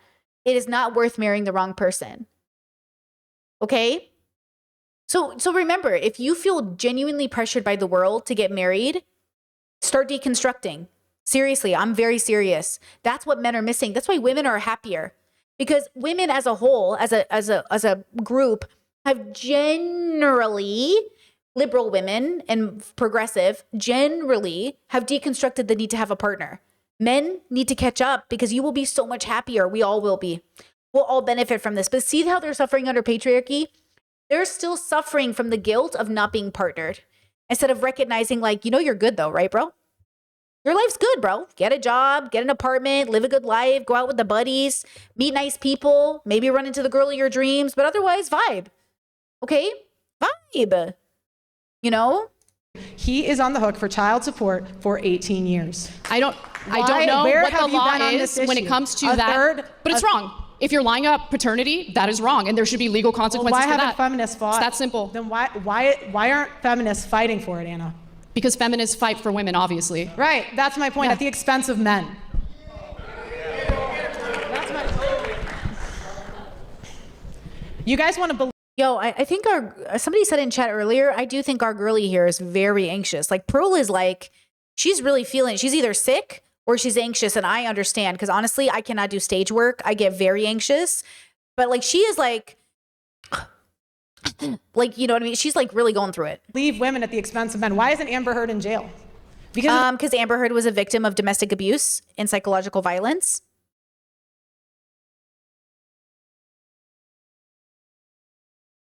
We revisited Johnny Depp and Amber Heard. If you guys want to rewatch my series on it. You might not like Amber Heard. You don't have to like her, but she was definitely the victim. the Me Too movement, you guys pushed believing all rape victims, and now we have rape. Amber Heard had to pay out a massive settlement. Yeah, but why isn't she in jail? You want her in jail? Yes. Well, He ruined his the penalties life. for defamation are what the court's decision is, right? You want people to go to prison for defamation? He had to go to 2 different countries to clear his name. Why okay, isn't she? But he didn't clear his name in both countries, right? Or is she saying see how she's moving the goalposts and I'm falling for it? Stop moving the goalposts. Stop talking about specific cases. Focus. What is generally happening? How do we make people's lives better? jail. He lost millions of dollars. To be clear, you think the penalty for defamation is prison time? I think the penalty for a false accusation is that the woman should get the same time that he would have gotten if he was found guilty. Men don't go to prison for defamation. And see, this is the problem with feminists. You want all these freedoms, but you won't actually be equal. I do want equality. No, if you wanted to be equal, you would fight for 50-50 child support. Equal is not 50-50. Equal is 100-100. Everybody should be doing 100% of everything because we should be showing up at our best. And when we can't, the community should fill in those gaps. But 50-50, I don't believe in 50-50. I believe everybody should be showing up. And let's be real, everyone's giving about 20-30. Okay? Okay, women are giving like 60-20 in most relationships. Literally, most reports of 2-income households, women are still doing most domestic chores. The biggest problems in marriages are literally asking your husband to help with dishes, but he goes, I worked a full week, as if she didn't.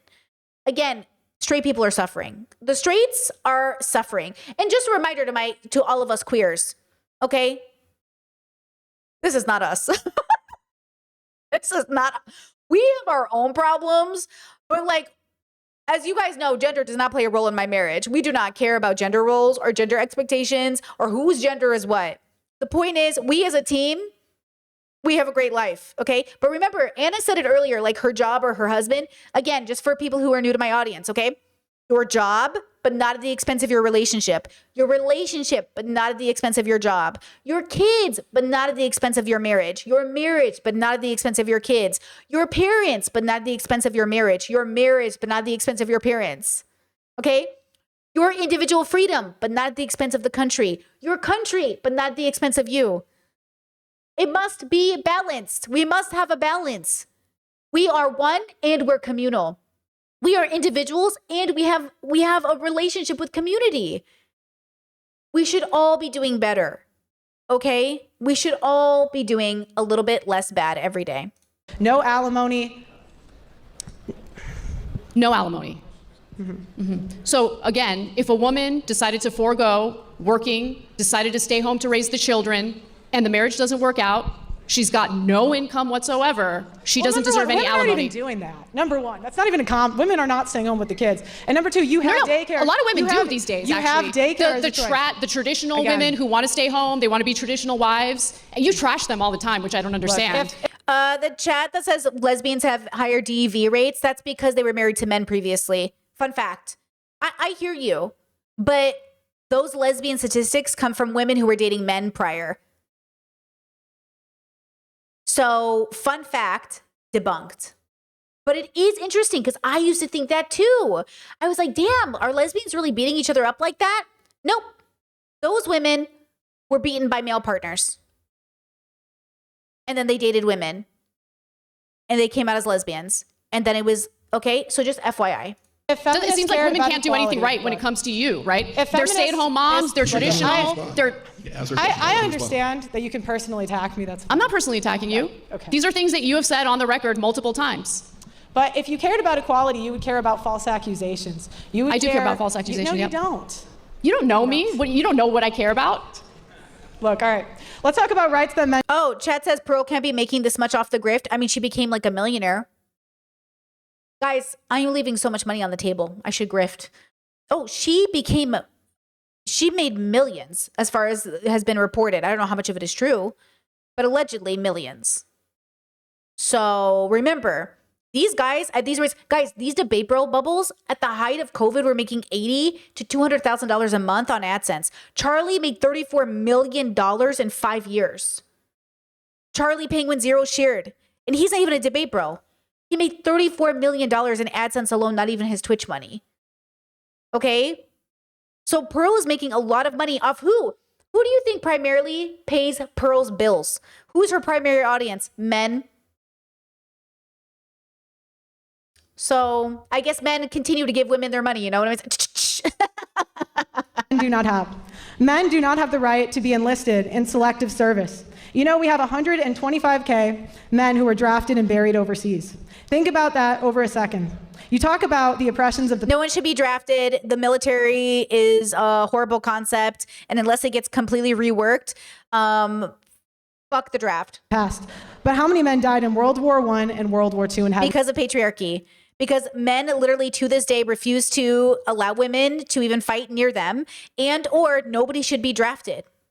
Nobody should be drafted. See how they can't just say men and women should both be not drafted? They suffer, so you must suffer. This is patriarchy. You men say, "Oh, I'm not going to suffer alone. You too, bitch." And women are saying, "Hey, how about none of us suffer?" And they're like, no. And this isn't because they are literally born men and women. This is because you were raised under patriarchy. So the only solution you can have has to be related to some form of violence, as patriarchy thrives on violence. no choice. And yet Anna complains about oppression. Men gotta do not have rethink the our right to foreign face policy. their accuser in court when they have a false allegation and for personal protection orders that strips constitutional rights away from the man. Women go before a judge and say they don't feel safe, and more than likely a PP order will be issued. The man was not in court, had no say, has no defense, and does not get to face his accuser. That is done en masse, and many servicemen and first responders lose their careers over this because it strips a man's Second Amendment rights away based on no evidence. Men Where are do you not have getting the that right to information raise from? their children. Divorce is no fault, but when it comes to child custody, it's always the man's fault. He loses his children to the system. 96 hours a month the father does not make. Men have longer prison sentences. Women get a third of the time for the same crime. Where are the feminists fighting for equality on that issue? So again, equality wouldn't look like that. Like equality wouldn't look like 50% women in jail and 50% men, right? That'd be really stupid. In a really true and like fair world, it just wouldn't look that way. It would look just what it does. It wouldn't look any particular way. It would just be what it is. Like, how would it ever make sense in a real world that like it would be like 50-50 jail sentences? Wouldn't it just be the individuals, regardless of gender, committing crimes? It would make sense that we want equal amount of genders in prison, right? That doesn't even. How are you gonna make that happen? You know what I mean? It just doesn't make sense. Life should reflect reality. Not to mention, we should look through prison systems and think about how many innocent people are sitting there. There has been rampant discrimination against better qualified men in hiring across multiple industries. Men pay more child. Yeah, Discord said punishment is the focus, I guess, and that is America. America is punishment. Other countries are rehabilitation. And rehabilitation doesn't mean getting your life back, by the way. That's why in other countries where they treat prisoners with dignity, and yes, even like mass shooters get like ideal living situations and PS5s or whatever, it's because like you don't get to torture people because they tortured people. But America, they want to punish. They want to feel better than you, and they want to punish you. And I'm saying we should stop punishing people and just do right by as many people as possible, especially children if children are in divorces, like in the middle of divorces. But we should just be like doing what's best for people. And like if I release you and you go back into society and you can't be good, then like we'll just put you back in the facility. But like no one's gonna hurt you, no one's gonna torture you. You're gonna get 3 square meals a day, and the world is better off housing you, right? You know what I mean? But that's the problem. In America, we punish. In America, we kidnap. I mean, I don't even know why we're having this conversation when ICE is sitting here kidnapping and shooting people. When men all over the world are committing genocides and moving as a collective, okay? You're all so busy about what's happening all over the world, and you're saying, where are the leftists? Why aren't they speaking up? Guys, we've been talking about patriarchy this whole time. What do you think this is? What do you think the result of patriarchy is except groups of men committing mass murders against their own population and or each other and or others? Why do you think we are so anti these systems? Because it is literally hurting all of us, including men. And you guys would rather have that than doing any ounce of work. And I mean as a collective, as a system, men as a system. Plenty of progressive men. I saw the other day, girls, I've been saying it this whole time, that the loneliness epidemic is a conservative problem because progressive men are not having this problem.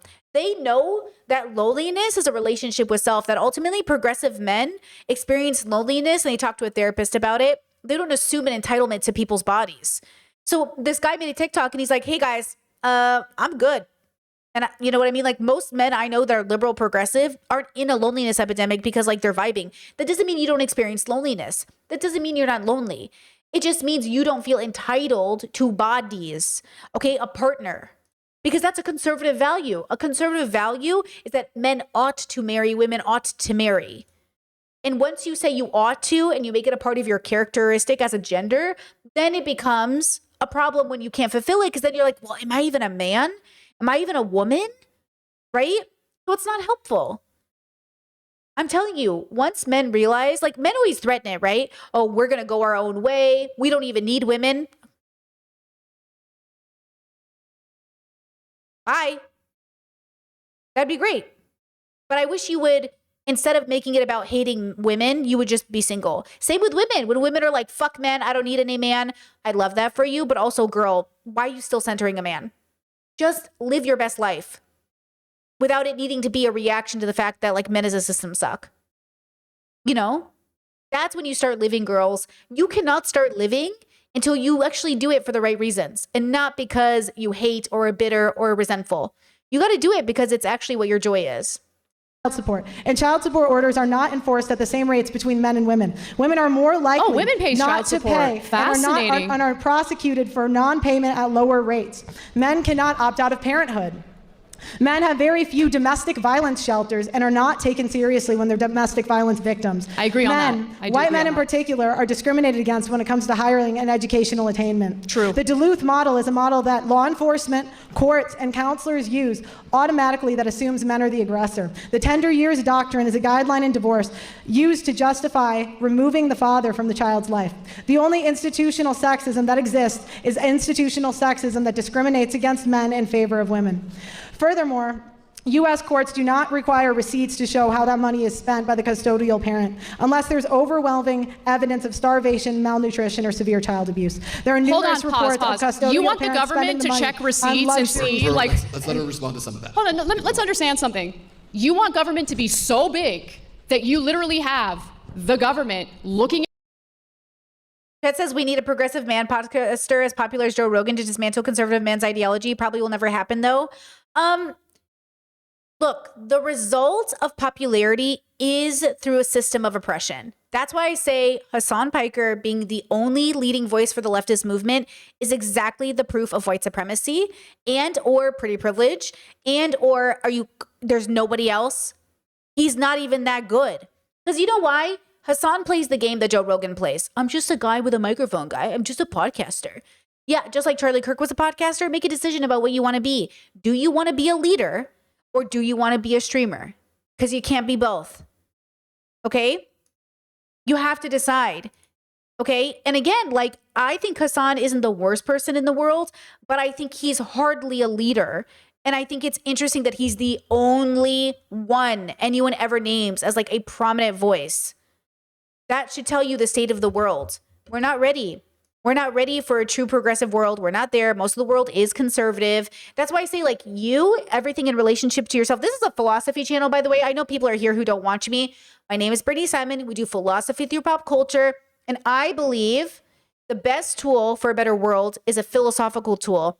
An understanding of why, a love of wisdom, open curiosity, a desire for truth, and a desire to do less bad every day. So you have to know and have a sense of meaning within yourself, everything within yourself, introspection, and then a sense of meaning with everything outside of yourself, extrospection. You have to understand these things and they have to work in symbiosis. They have to be in harmony. And right now the world is not, and it hasn't really ever been. Like, the loneliness crisis isn't new. We just have fun names for it, you know? Like, nothing about the world is quite new. Everything's the same as it's always been. It just looks a little different. But, like, you know, when your landlord just paints over all the shit in the apartment, you're not getting a new apartment. He just painted over the shit.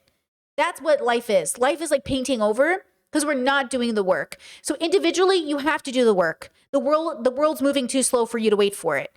And yet, as you do the work, make sure as you run ahead of the crowd, you turn back around and push people forward as much as possible. Okay, don't abandon people, but don't wait for them either, because they're moving slow. People move slow as a group, okay? So run ahead, figure it out, come back around, push people forward, and then run up again, okay? That's how I'd like to envision it. at receipts to see what a mother is spending the money on? That's insane. I want no child support, no alimony, 50-50. Yeah, because you're crazy and you don't live in reality.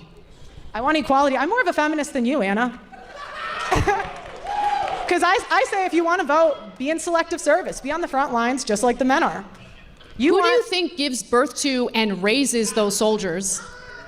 What? Oh my God. That was both of them fired. Both of you. I'm taking away your microphones. Chad says, what does a leader look like in his position? Like if he doesn't want to run for Congress, I'm trying to think of examples. Well, there is a sense of like, okay, there's a level of seriousness and responsibility that have to come into play. Like in some ways, streamers just want to be big kids for a long time. That's what Joe Rogan is, right? Joe Rogan wants to be a big kid who talks about weed and aliens for the rest of his life. And yet the responsibility of his platform makes it quite dangerous to have children with microphones have this much popularity, right? So there's a sense of responsibility with how you show up, the way you change. Why do you guys think I'm on a journey to try to be a grown up? Because I know the temptation to just be on this microphone and make your mom jokes. But we know when I turn 40, I'd like to be different. I'd like to be more grown, and I'm not going to be wise or anything, but damn, I hope I maybe get there when I'm 90. You know what I mean? So it's not that Hasan has to be a leader. It's the fact that with his position that he is in, he has to either literally change topics, or if he's going to talk about politics, he's got to be more serious about it. Because the thing that's missing from Hasan is, one, he's never gone to therapy. How serious can you be about politics if you've never gone to therapy? How can you talk about making the world a better place and you yourself have never gone to therapy, have never done meditation work, have never done philosophical work? You haven't done the work yourself to heal your own inner child, and you're trying to heal the world's? Like, that's what I'm saying. He's not doing the work to earn his position as a leader. A leader isn't just a person in power or who takes power. A leader, in my mind, is somebody who earns that position by doing the work themselves, being an example. How is he an example of what we should be aiming for, right? So yes, he's popular, and yes, people like him, and yes, he's funny, but he hasn't done the work on himself. And so what are we talking about here? So again, I'm not even trying to be a leader, but I know that one day, whether I like it or not, I will be too old to not be the adult in the room. Aren't we sick of adults not being the adults in the room? Aren't we sick of Trump and this administration? Aren't we sick of our boomer parents who won't go to therapy? How can we look at the older communities and say, hey, we need adults in the room, and not realize like, oh, it's our time. We're there. Not maybe you, but I'm going to be 40 eventually, and I'd like to get there. I don't think you should be the 22-year-old adult in the room. Like, I think 22-year-olds are like, I'm the adult in the room. Sit down. Sit down, Dean. You know what I mean? Sit down. You're not the adult in the room either. But by 40, I think it's a pretty good goal. It's an arbitrary goal. It's a subjective goal, but it's a pretty good goal to say, okay, by 40, I should have some of my shit to seriously together. And that's the thing, okay? And so again, I think if Hasan was serious about wanting to make change, he would seriously consider the position he's in and either let somebody else take over or own the fact that he's in that position. But that's a lot of responsibility. See, now it's not about him. Leadership is not about you. It's about community. You're in a position of servitude. You are a servant. You're a servant to the community. And he doesn't want to be a servant to the community, right? And that's the point.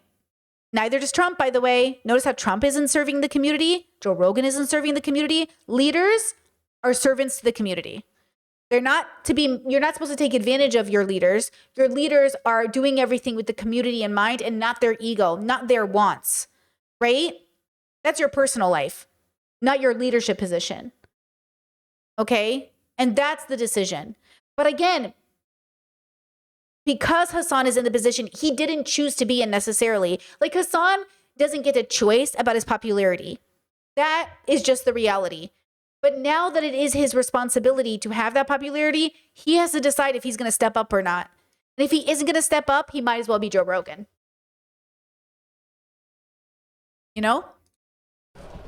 What does that have to do with anything? Because you assert that women shouldn't be allowed to vote because they're not all in mandatory military service. I say be equal. You want to vote, do what the men do. Men are fined Should women be included in combat?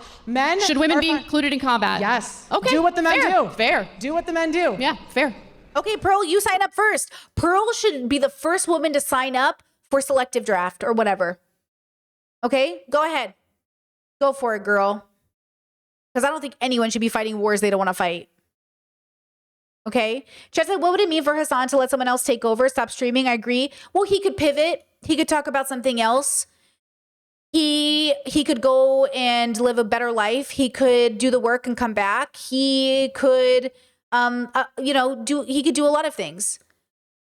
And again, I'm not saying Hassan doesn't do good things, but I'm saying, like, again, 2 weeks before Charlie Kirk died, he was going to debate him. I don't see that as any different as this. Why would he do that? Why is Anna talking to Pearl? Because this is who she is. Why would Hassan talk to Charlie Kirk at that point in his career? At what point is it going to be different? Now, if he was in a leadership position, it'd be different. Because if you're in a leadership position, you would expect the adult in the room to talk to the young people, to talk to people. But he's not the leader, is he? He's not taking on the responsibility. So now he's a peer of Charlie Kirk's and he's validating Charlie Kirk by association. He's not there to show Charlie Kirk he's wrong. He's there to say, oh, I'm meeting my friend, my buddy. He even said when Charlie died, we were like friends almost, like we were friendly, right? Yeah, because they're peers. Leaders are like this, these are your peers with other leaders. And Charlie, by the way, had he lived, I think he would have ran for the presidency. See, because Charlie wasn't just a YouTuber, unlike Hassan. Charlie is actually impacting, even in his death, your child's education. Your children will be impacted by Charlie Kirk's legacy. That's a big deal, right? That's a big deal. Agreed. Next? Next? Nothing? Okay. I want to know what your ideal woman is, because if you are a traditional conservative woman who's married, staying at home, raising kids, you trash them. There's no such thing as a traditional woman. They cannot. Well, you said Hassan said that. Like, Hassan said they were friendly. Obviously, they were coworkers, right? They were obviously friendly. They weren't friends. Like, they weren't homies. But that's why it was so hard, right? Because, like, he was like, I know him, right? Like, it's a different level of knowing somebody. Right? That's what I mean by that. I don't want to misquote Hassan, but that's what he's saying. He's saying Charlie was a guy I worked with. Okay? Like, that's a level of familiarity that is real. But that ends up being like a kind of different, that means he's not the adult in the room. He's the same as Charlie Kirk. So then collabing with Charlie is like validating him, instead of being the parent in the room. Like when Dr. K interviews Sneeko, he's not Sneeko's peer. He's not his friend. He's the adult in the room who's showing Sneeko how wrong he is. Okay, when other debate bros get one up on each other, they're not the adults in the room. They're just like, oh, whoa, that's not the same. Dr. K doesn't show up to debate, right? There's a difference. They cannot be traditional in 2025 because women will always have the leverage. What does that mean? What does it mean that women will always have the leverage? Women have child support to fall back on. Women have alimony. So automatically, 10% of divorces end with alimony settlements. And 10%. And they go. You just ignore the stats. They You go just move from on. men to women. They go from men to women. Okay. Billions of dollars every year. I thought you said earlier that billions women of are paying dollars alimony. Billions of dollars of wealth every year is transferred from men to women. Mm-hmm. Based on what? Where are you getting that information from? You're just making it up? Look, we have it. We're excited. We can get it to you at the end. You didn't want to submit. Where are your sources? You didn't want to submit them ahead of time. You didn't. The Census Bureau, Bureau of Labor Statistics, I cited everything I mentioned. Pull it up. Pearl, the main thing I want people to understand, okay? Pearl's gonna trash women no matter what. That's fine. I'm not trashing But them. my biggest gripe with you is you're discouraging people from entering marriages. I don't tell men what to do. Sell me on. You okay, so advise Anna, men to avoid marriage. Sell me on marriage. What do men get out of marriage? Which is why when Chelsea Fagan says marriage is the worst thing for women, women shouldn't get married, or women should have like to-go bags or second accounts, just tell people not to get married to the wrong person / it's okay to be single. Give people permission to be single. Okay? Just do that. You know what I mean? Like, you don't have to make it about like women are evil and men are evil. Like, humans are humans. Humans are gonna human, right? Like, the gender of your partner is hardly the issue. The way your partner interacts or has a relationship to the world, either through the lens of that gender and or their life, that's the thing that's at question. Their character, their values, their morals. This is why I say, like, I have an issue with men as a system, but not as people. Even though those people uphold patriarchy, so do women, right? So, like, the issue here is that we are all a part of a very unhealthy world, and we are suffering unwisely. So I would never expect the world to be different than it is. I would simply say that first we have to say what it is for real. And Pearl cannot, and neither can Anna, by the way. Anna also struggles to identify what's actually happening in the world. And why wouldn't they, right? They both struggle with this. I'm not a fan of either's content because I think they both are so bubbled and blinded. And like you can live we all live in bubbles, PS. But the bubbles are your perception. You have to be able to recognize that the world isn't having the same experience with existence that you are. And yet, we can all agree that maybe there's a direction we can all move in that focuses on consent being the foundational relationship between people, that focuses on the dignity of people regardless of what bodies they inhabit, that values people just because, like you exist, I value you, but also to say that we are animals evolved on a planet. There's probably not a God. And that adds a whole other conversation into this dilemma, right? Is Pearl going to start referencing the Bible at any point? Like that's the other part of it, is that we are disagreeing fundamentally on what reality is. And I get it. That's how human beings have always been. But again, that's why I say you work on yourself and you contribute to the community. You work on yourself, you contribute to the community. You must eradicate bitterness from your perspective. You must eradicate your attachment to outcome. You must instead do the right thing, even if nobody else is doing it, and let the chips fall where they may. Because right now we live in a world that says, well, if the world is so evil, I might as well do evil so I'm not a victim of evil. No. You can't do evil to face evil and not be evil. You're just evil. Okay? So we harm reduce our philosophical evil. We harm reduce as much as possible. And whatever is. That's sad. It's sad that people think that. It really is. You get a partner, you get a teammate, you get to build a life together, and it's beautiful.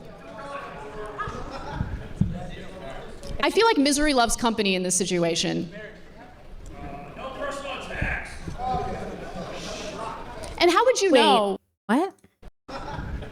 you get to build a life together, and it's beautiful?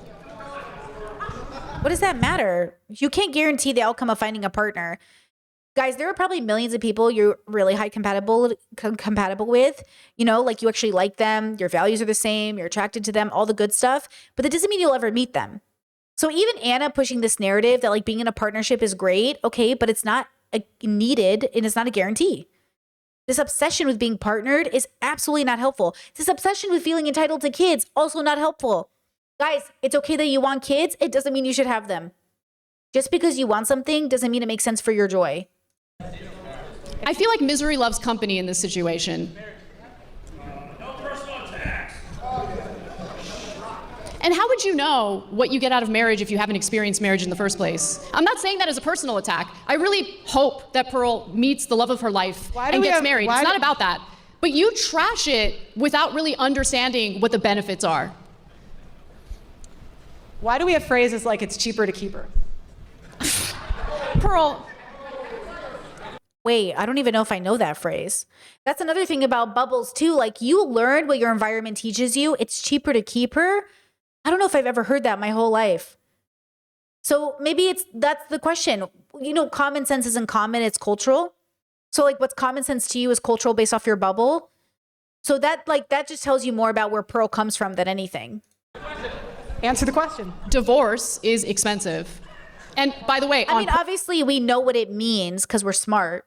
It's not that hard to figure out, but I'm not used to that. I don't know what that's from. I'm sure people use it, like the old ball and chain jokes. I also didn't come from a bubble where that was a thing. My dad never made those jokes, ever. That was not the bubble I come from. My brothers do not make those jokes.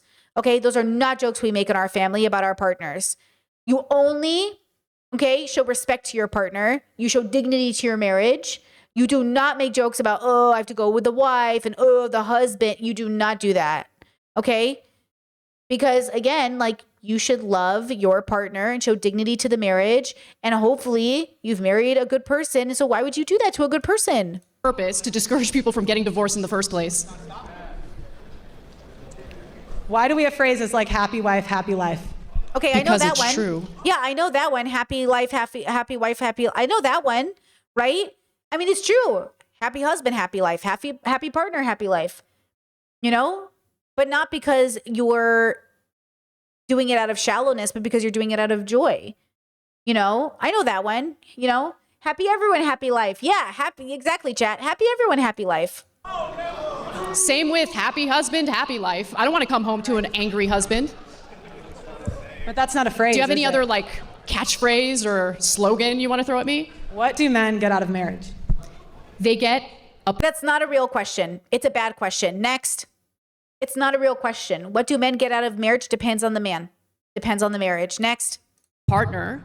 That gains 25 pounds in the first 5 years. Men get pretty Oh, now fat phobia comes in. See, guys, you have to deconstruct your bigotry. Who cares if your partner gains 25 pounds? And so, next. You say that like it's a bad thing. Next. fat too. I don't know if you've done a comparative analysis on that. They actually end up gaining more weight than their wives do. And who cares? Yeah, who cares? Men. I mean, have a conversation with your partner. Encourage her. How Be an adult. How can men and women be equal? Especially if she's giving you How can men children. and women be equal when one is expected to die for the other? What? Guys says, doesn't phobia mean afraid of something? Yeah, but that's really reductive. And that's kind of like a I don't mean to be insulting to you, but phobias, that's because conservatives say that. I'm not afraid of gay people. That's not what the phobia means. Guys, let's just like, that's very reductive. Bigotry is fear unchecked, 100%. But it's not as simple as like, I'm irrationally afraid of this thing, though it is true. There's something really serious about this level of intellectual fear. It's not, it is a fear you rationalize to yourself has a basis off of some form of bigotry. So it's a little reductive to say like, oh, isn't phobia just like something you're afraid of, right? Like it makes people think, it makes especially conservatives, because I know they've used this argument with me, like I'm not homophobic, I'm not afraid of gay people, I just think it's wrong. Like bigotry is fear unchecked, but it's not the way that you think of a standard phobia.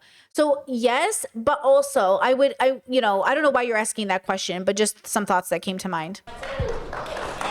I don't expect anyone to die for anyone else. I don't know what that even comes Yeah, but from. men are willing to die for you every day. The men in the Didn't literally because of the Titanic, isn't this true?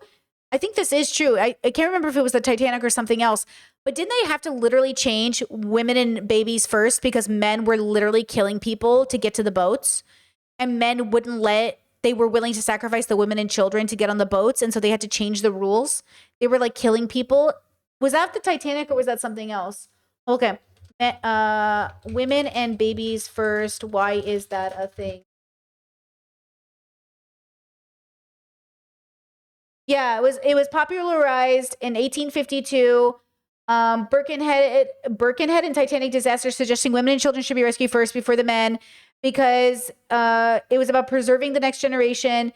And apparently there was some conflict with whether or not people would try to kill each other to survive. So I don't know how true this is. I would have to look more into it. But yeah, when we research, like when you think about those things, I mean, that kind of makes sense to me, right? Because you look at the way that it works now. Like people want to brag about how men are your protectors, but then why are you so afraid of men in women's bathrooms? That's not a transphobic comment. That's just like, oh, gotcha, at conservatives. Like you're so worried about, quote, men in women's bathrooms, whoever those men are, which by the way, I'm used to gender inclusive bathrooms. I feel like it doesn't really matter as long as everyone in the bathroom is cool. But like, you know, this conversation is like, oh, in one side of our mouth, men are protectors, and the other side, never be alone with a man ever. What were you doing? Why were you alone with him? Don't you understand? You play with fire, you're going to get burned. So which one is it? If men are so great and there are protectors, then why aren't they safe? And this is, by the way, I really do think it's a part of like entitlement, right? It is like a deep sense of entitlement and a lack of regard for others. And I think that's why we have to do our best to be less bad every day. Because even the most people think they're well-intentioned. And I do. I think the road to hell is paved in good intentions, right? Like, I do think that people generally are good in the sense that all dogs are good, but some dogs bite your face off. Like, humans aren't good or bad in that literal biological sense. They are simply having an experience that, when it comes to head with another experience, causes negativity and or destruction. But like, how much free will do you even have to really make another decision? That's why I recommend you have a deeper relationship with your biological experience. You're not trying to be greater than nature. You're not trying to ascend nature. You're trying to have a deeper relationship with that nature. And then I think if you do that, you will be less violent and more compassionate and more thoughtful and more giving. police force, the men in the military. What about the women in the police force? They're 10%, and they cause so So many what? problems. Who cares what percentage women make up of the police force? Yeah, They're in the they police can't- force. they My can't- sister-in-law's a cop, actually. They can't do the same jobs. There's videos on the should internet see my everywhere of sister-in-law. women getting their guns. Yeah, good point. Chet says, having a fear over something doesn't mean you're scared of it. I think that's where it confuses people. I'm not scared of gay people. Yeah, you're not scared, but you're fearful. Thank you, Chat. Exactly. You're not scared of gay people, but you're fearful. And that is different. And that was the point I was trying to make. Thank you for saying it that way. Taken because they're not strong enough. Are you just making things up? Are you? Pearl, what are you doing? Like, seriously. Next question.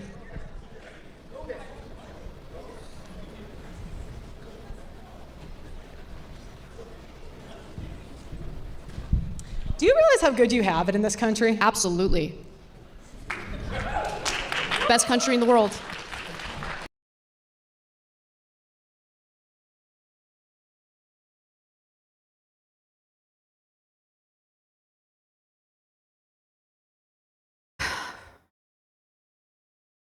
Brother.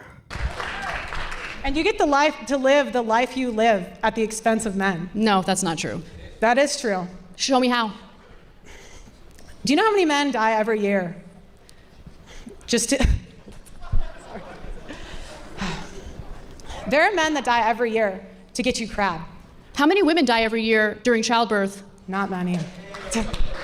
This country has the highest maternal mortality rate of any developed country, so a lot of women do die as a result of pregnancy and childbirth, yes.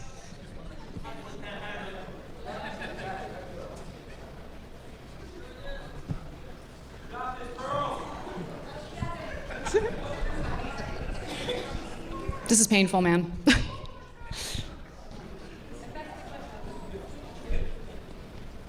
Do you have any other questions for What me? is happening, bro?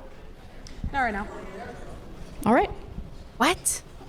15 minutes left on the clock, bro. What are we doing Should here? I move on? Like, what are we doing now? Can I ask a couple questions? Absolutely, yeah. Okay, let's just jump in here. So why don't we do this? I'll ask you one and then I'll ask you one and we'll kind of go back and forth. I kind of Chad says she's disassociated. I don't know what is happening, but she's obviously like, maybe she's sick. Maybe she's got a cold or something. I know when I'm sick, I do not do that well. Maybe she's got a cold. Maybe she ate some bad food. Maybe she's just confused. Maybe she's having an anxiety attack. Pearl is being she's not usually like this. Like, I haven't watched her in a long time, so I don't know. But usually on her live streams, at least years ago, she was pretty combative and stuff. This Pearl seems like maybe she's just unwell. Maybe COVID brain fog. Maybe that brain fog is so real. I don't know. Maybe she just doesn't know what to say. I don't know.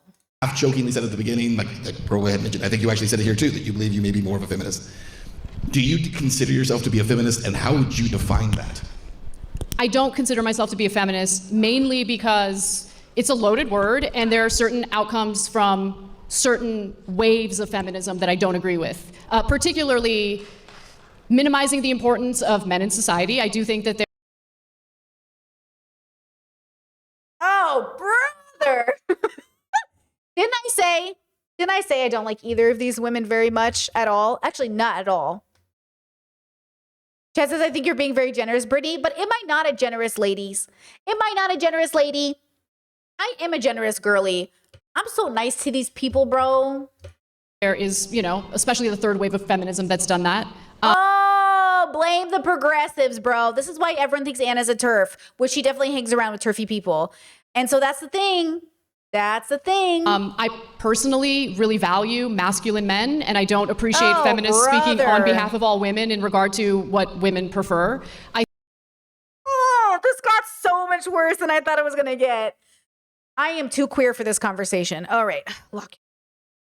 I think the Me Too movement started off as a legitimate grievance with women who were legitimately abused, and it devolved into something laughable and ridiculous, especially when, someone like Aziz Ansari gets accused of being like some sort of sexual. Oh, worst example. Why would you use Aziz as the example, bro? Oh my God. Why do you do this?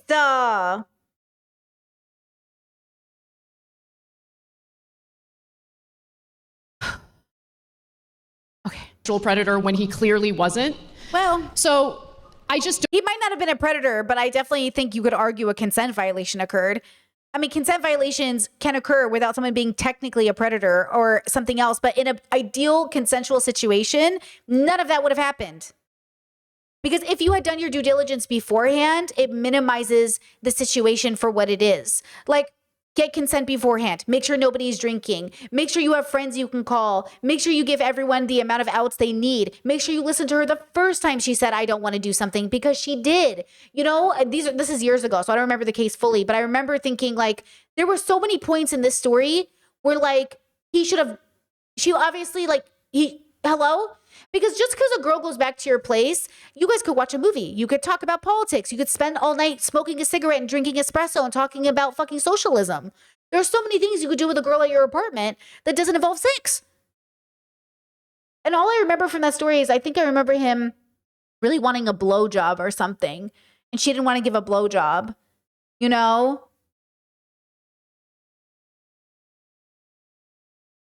It's just those kinds of things. It's like, bro, come on. Don't like how loaded that word is. What I actually genuinely want is equality among the sexes. I'm not looking for women to have an upper hand over men at all.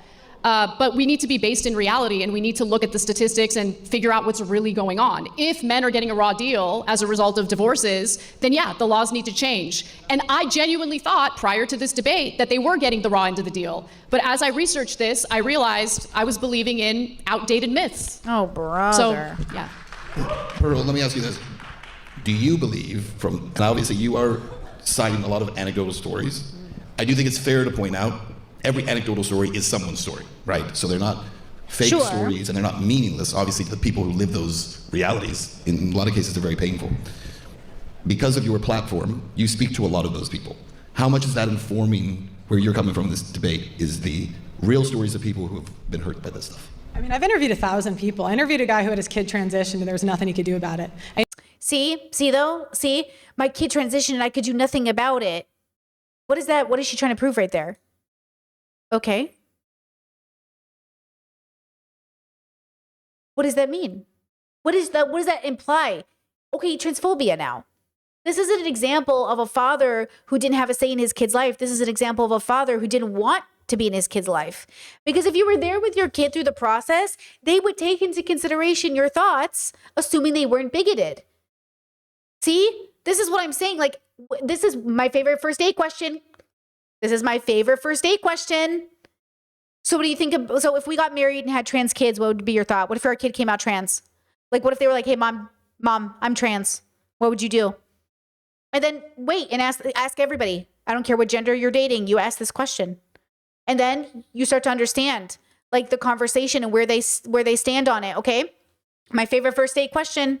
Get those questions out right away, girls. Stop dating people and moving in with people that you haven't had serious conversations with. Start asking the serious questions. Date 1 to 5. Date 1 to 5. All of the reasons to break up with that person if they answer even slightly incorrect. I don't want any incorrect answers. Okay?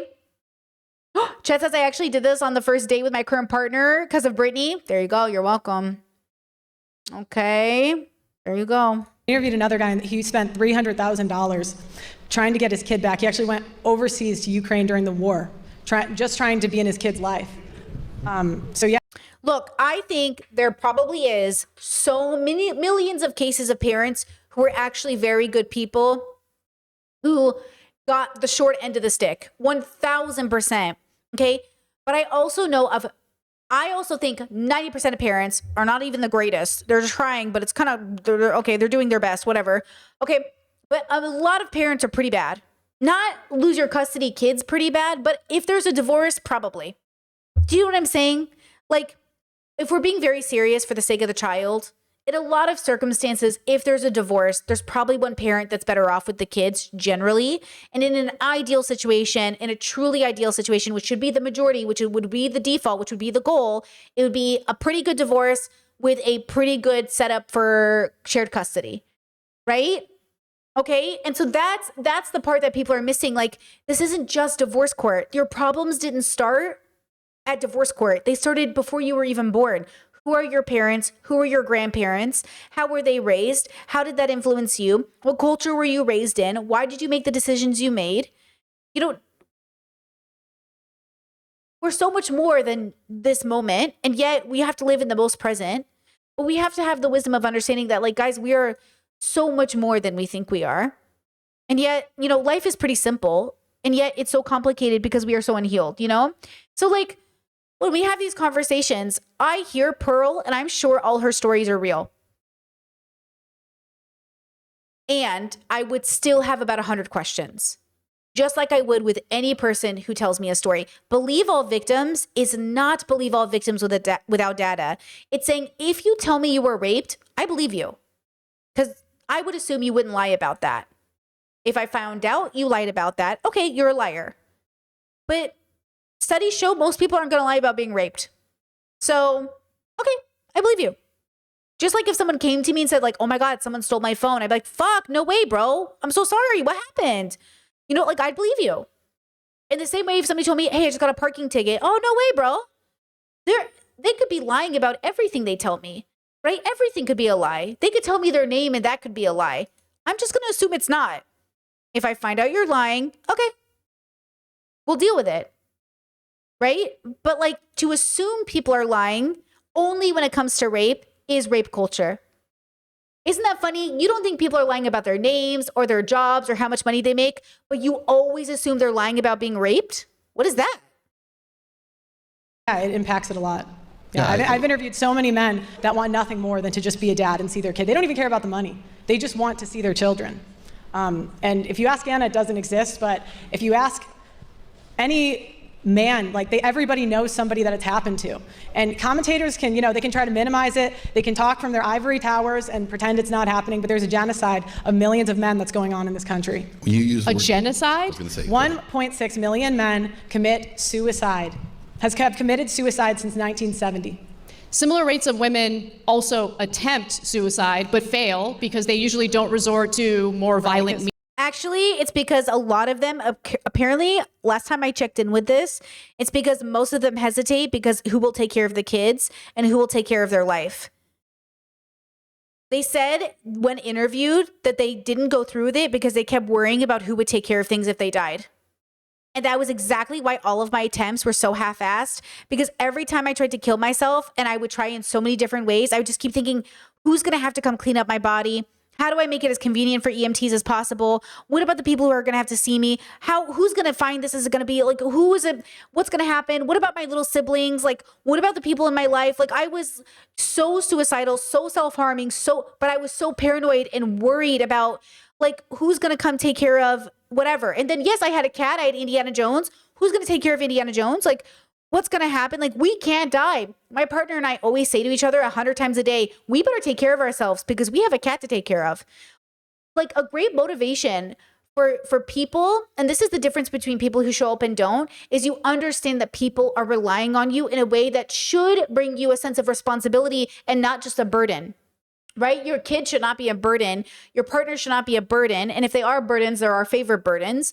But we should be, as a team, getting everybody where they need to be the most successful and most happy and most joyous. Right? We have a huge priority that is Indiana Jones. Right? We don't go on vacations because we don't want to leave her with people and we don't have people to come see her. We focus on our finances, making sure we budget for Indiana's whatever she needs. Right? We focus on her as a part of the family because she's a priority. And so the point is like when you make people a priority, okay, they become, it shows in your work. So, okay, 1 million men have committed suicide since 1970. Devastated. I am devastated for people who resort to killing themselves because I really truly believe most suicide is preventable. And yes, some of those cases will be chosen death. And so I do agree that institutions should be able to peacefully and with dignity help people pass over to the next life or death, whatever you want to call it. But let's say the people who are suicidal, who feel like they have no place in the universe, that's from a lack of meaning, right? We are suffering from a lack of meaning, and we've always suffered from a lack of meaning. This is not new. It just feels very new because we have better data to pay attention to. But it's funny that nobody considered it suicide when people were drinking themselves to death, in the past. In my bubble, we call that a slow suicide. Oh, you smoke? Slow suicide, baby. Oh, you drink chronically? Slow suicide. You can call it what you want to call it. But when you are abusing your body to the point of understanding you are limiting its lifespan by 30 or something years, drinking your life away, that's called a slow suicide. And yet, what did the White House just recommend young people do? Drink more. Specifically men. Specifically boys. What are people telling young people to do? Socialize by drinking more. You mean the thing that was giving people like alcohol poisoning, the thing that was getting people assaulted, the thing that was getting people drunk and they weren't able to consent fully, that thing? Okay? So again, when we have these conversations, nobody's actually serious at giving you the solutions. They're just selling you a new fucking product.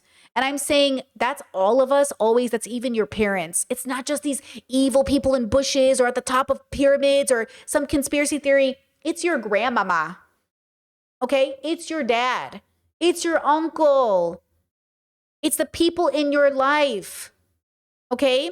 The reason they're telling people to drink more, for those who are curious, is a study came out and said that the social benefits of drinking came not from the alcohol consumption, but the forced socialization. And they think to tackle the meaning crisis or the loneliness epidemic, if people socialized more, they would do better. So even Chelsea Fagan, who's more progressive, has been saying, you guys need to like basically socialize more, drink more. And my solution is don't drink more unless you really like alcohol for some reason. Just organize better. Okay? Even if it's on a Discord. Because you remember, I live in Europe where the only person I really see is my partner because I don't have friends here. And I don't want friends here. I already got friends. I have too many friends. So all of my friends, we do call-in dates. On my day off, I catch up with people. Okay? That's every week. Okay? Every Sunday, I catch up with the people in my life, or I put them on a schedule because I can't catch up with everybody on the same day. But you know what I mean? I put people on a schedule.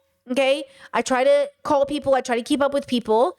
And the truth is if I physically lived near those people, I'd also be seeing them every Sunday. We'd go have lunch or they'd come over to my house for barbecue or something. Plant-based, of course. But you know what I mean? The point is that yes, alcohol is helpful, but you know what else is? Community, gathering, and being honest with yourself about your connections. Do you actually like the people you're even friends with? Do you like yourself? Do you have to work on yourself? Again, it's about existing in the world and in having and experiencing the moment and being thoughtful and understanding it's a relationship with self. But you can't just like feel entitled to friendship. This goes back to what we actually, you guys, instead of going on a monologue again, go watch my last live stream, What We Owe Our Families. And it's a part of my series going back to the basics I just finished. Go watch it, okay? Just specifically that stream. And it talks about family dynamics, community dynamics, and all of this is connected to our sense of meaning. All of it. Means of ending their own lives. Right, So they'll but take pills. Why is it that every time we bring up men, you have to bring up women? Because we're doing a comparative analysis here. You can't just throw out Oh my God, Pearl did this the whole debate, bro. statistics Right, without but comparing it to what the rates are among women. What I'm pointing out is, I just pointed out that by 2050, more men will have committed suicide than all of the world wars combined. And your first response was, well, women commit suicide. Don't you want men to be drafted? You just advocated for people to be drafted and die in war. Which one is it? Do we want to save people's lives or do we want them to kill themselves? You think going to war is going to save men's lives? Men are dying in war all the time. Right now. Look how many men have been dying in all of these fucking tragedies. All these fucking excuse for plays for power. That's what I'm saying. These people don't care. They don't care about you. If there's one thing I wish you would take away from this, especially if you don't watch me regularly, these people don't care about you. You and your personal story is just aha moments, I got you moments in a debate where they make millions of dollars and you go home and kill yourself. Stop listening to these people. They do not care about you. And start focusing and learning from people or listening to people in your community, in your family, on YouTube who are happy, who are joyful, who have figured something out for themselves. And even if you don't want exactly their life, just think, okay, what worked for them? And how do I learn those tools and how do I make it work for me? Because it is a problem that is inflicting both sexes in this country. It is a tragedy and should be taken seriously rather than this weird sex war. But it's not going to be taken seriously when you pretend it's not going on. It is going on. Are you kidding me? I mean, how many of our soldiers, our veterans, come back to the United States after multiple deployments, do not get treatment or help with PTSD and other mental issues as a result of being deployed multiple times? Yep. Like, that's Yep. a real problem. Yep. How come you don't talk about that? Yeah, but you they blame come- it on they marriage come and divorce home, instead. Right, because those soldiers come home to an empty house. Oh, You think that- brother. So it's not the war or the PTSD from the war. It's the fact that there wasn't a woman waiting to be fucked when she got home or he got home. What if you signed up for the military single? Divorce rates in the military are like 90%. as they should be. Honestly, you want to hear a really out there take from Brittany? Okay, this is a Brittany Simon take. Honestly, if you're in the military, I don't know if you should get married or have kids. Okay, I get it. If you're a lifelong military person, there's a conversation to be had. But like, I kind of feel like if you're going in for 4 to 6 years, you can wait. I said what I said. Divorce They're- is the reason for most of these suicides. Men are 9 times more likely to commit suicide after How many a more divorce. times likely are women to commit suicide after a divorce? What about the women? You don't know the number, What right? about- Because you what didn't even about- care to look what- into it. What about the women, though? That's always what you go to. And that's kind of what I'm trying to point out is feminists don't care about male issues. They don't. They do not care about equality. Because whenever you ask them for real equality, Pearl, my point is that suicide is not just a male issue. It is a huge problem in this country. Women who try to end their own lives are less successful because, again, they're less likely to use a gun, for instance, or hang themselves. They'll take pills, it'll fail. It's just a tragic thing all around.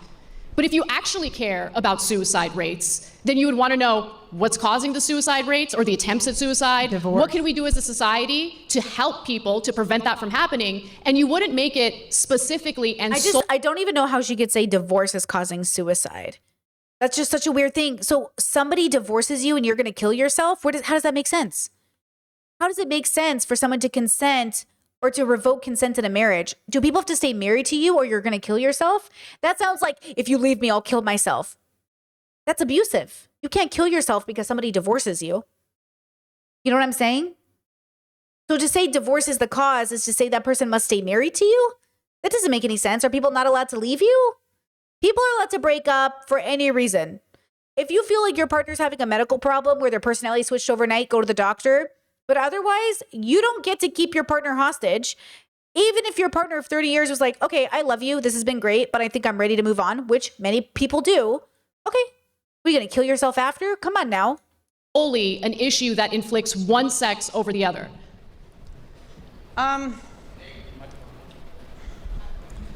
again, I mean, you're just proving my point because we talk about male issues, you keep bringing it back to the women. I just want you mean- to compare the stats. And by the way, to the chatter who said, I don't know much about the military bubble, but it seems hard on the children to move constantly and not have permanent communities. I wasn't even thinking about that because a lot of those kids have a lot of fun with it. I was thinking about kids whose parents are deployed for 8 to 9 months out of the year and they never see them.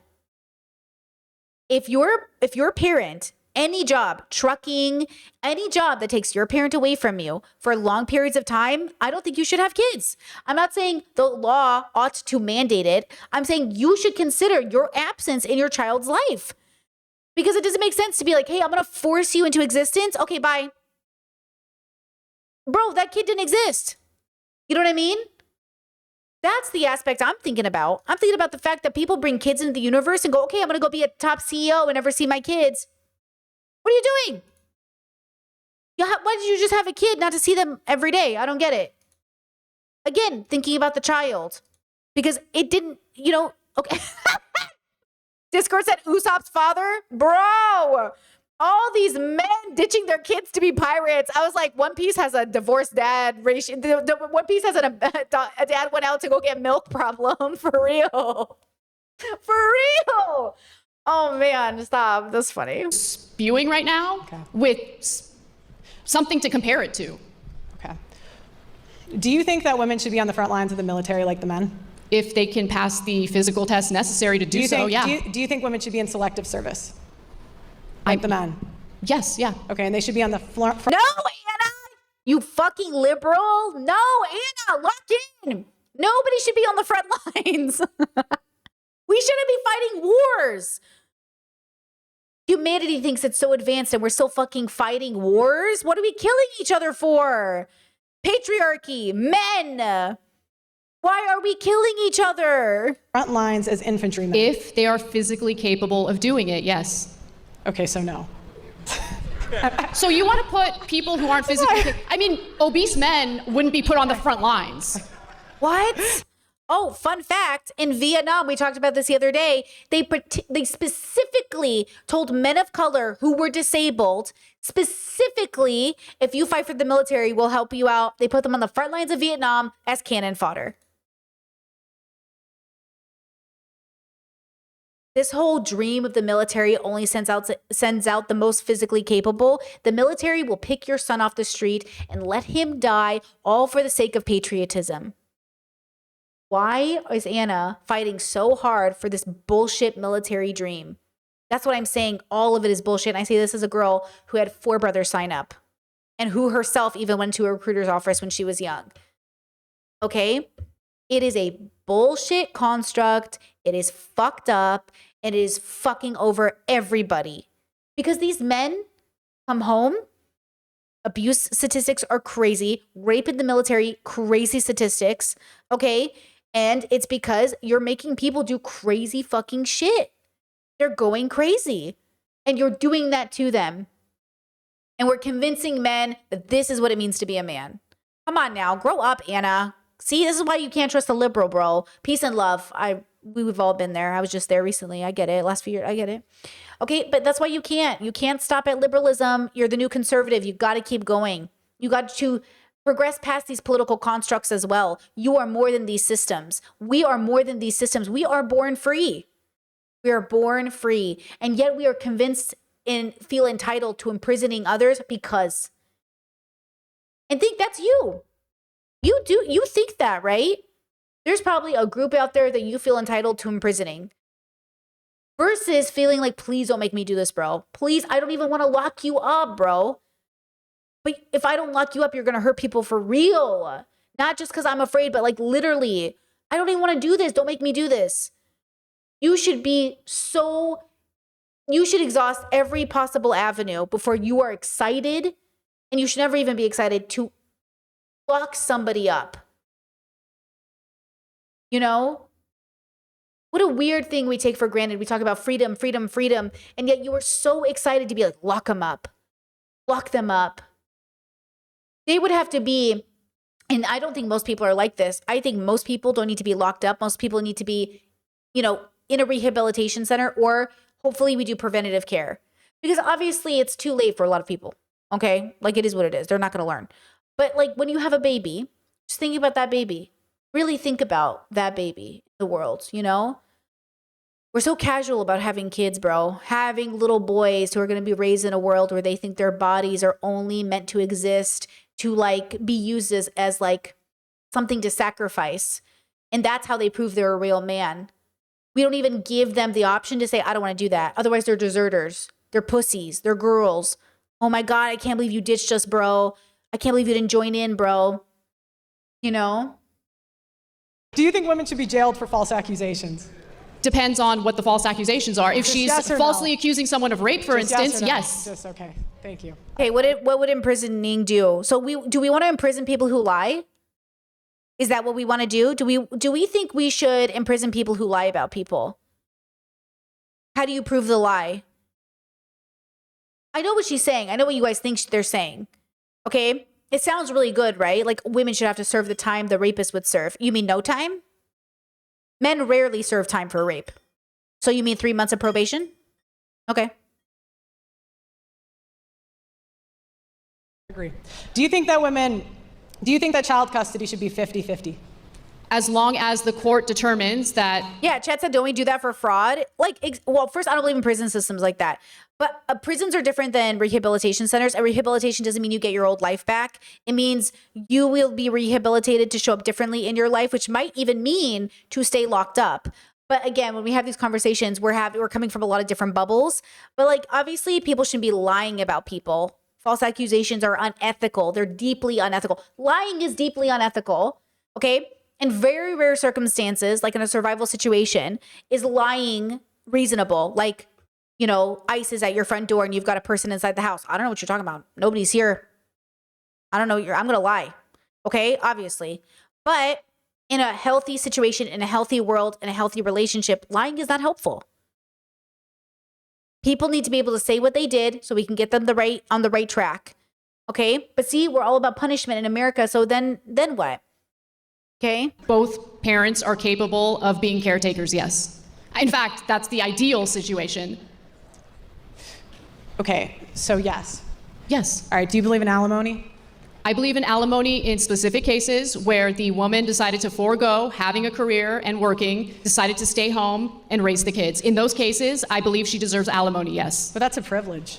You're ridiculous. That's, Anyway, next, move on. You said Next. you said it's ridiculous. It's That ridiculous, it's a privilege to stay home with especially your coming kids. from a girl who grew up in an affluent situation with incredibly wealthy parents. You don't know anything about struggling economically or financially. So to tell a single mother who decided to stay home and raise her children instead of work that she doesn't deserve a penny to raise her kids after a divorce is the most privileged piece of shit thing to say.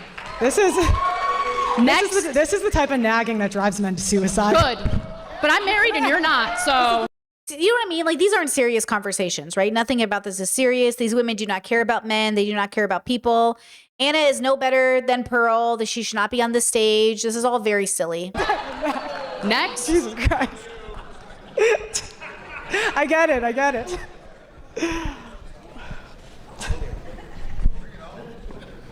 A little harder to debate someone who's not an OnlyFans girl, right?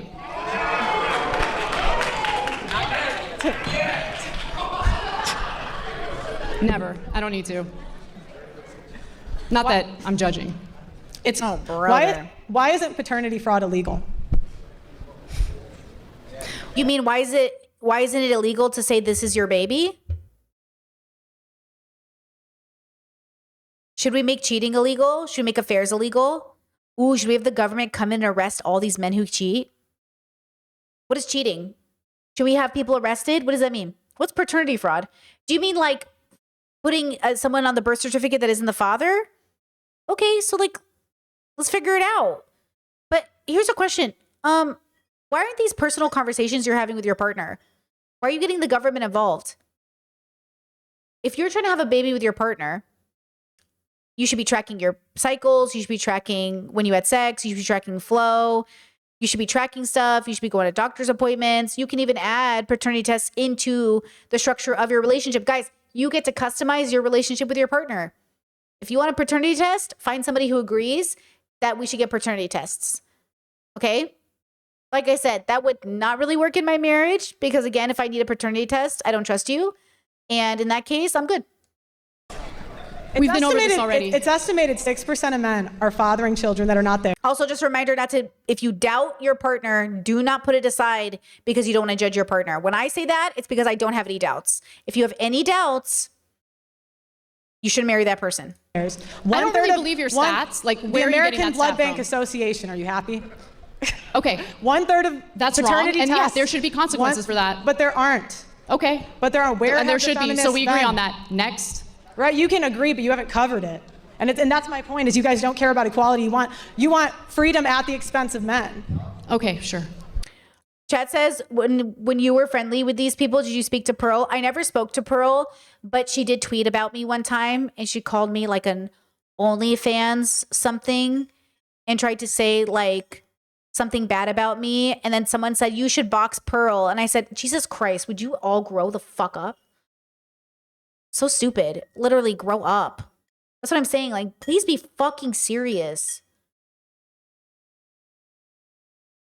Next. Do you think that men should have the right to opt out of fatherhood, since women have the right to opt out of motherhood? They do all the time. You have the legal right to opt out of being a parent. People do it all the time. You can give up your kids for adoption. Why is this a question? Do you mean, is it ethical to bring a baby into the universe that you don't care for? No, it's not ethical. It's not moral. It's not good. Stop bringing babies into the universe you can't take care of. But people opt out of parenthood all the time. And yes, it is legal. And yes, you can give up your kids for adoption. No. Put a condom on. You don't want to have children, put a condom on. Or require him to wear a condom. That's equal. Yeah. That choice is equally irresponsible. He's the one with the Johnson. He gets to decide what he does with it. I think I'm more of a feminist than you. Sure. Go great. Congratulations.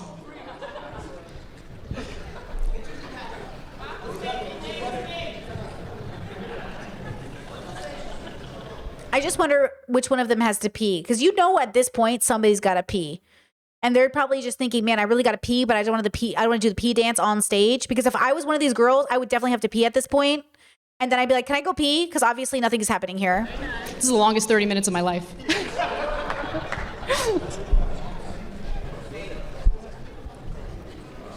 Okay, I'm going to interject again if I can. All right. No, just kidding.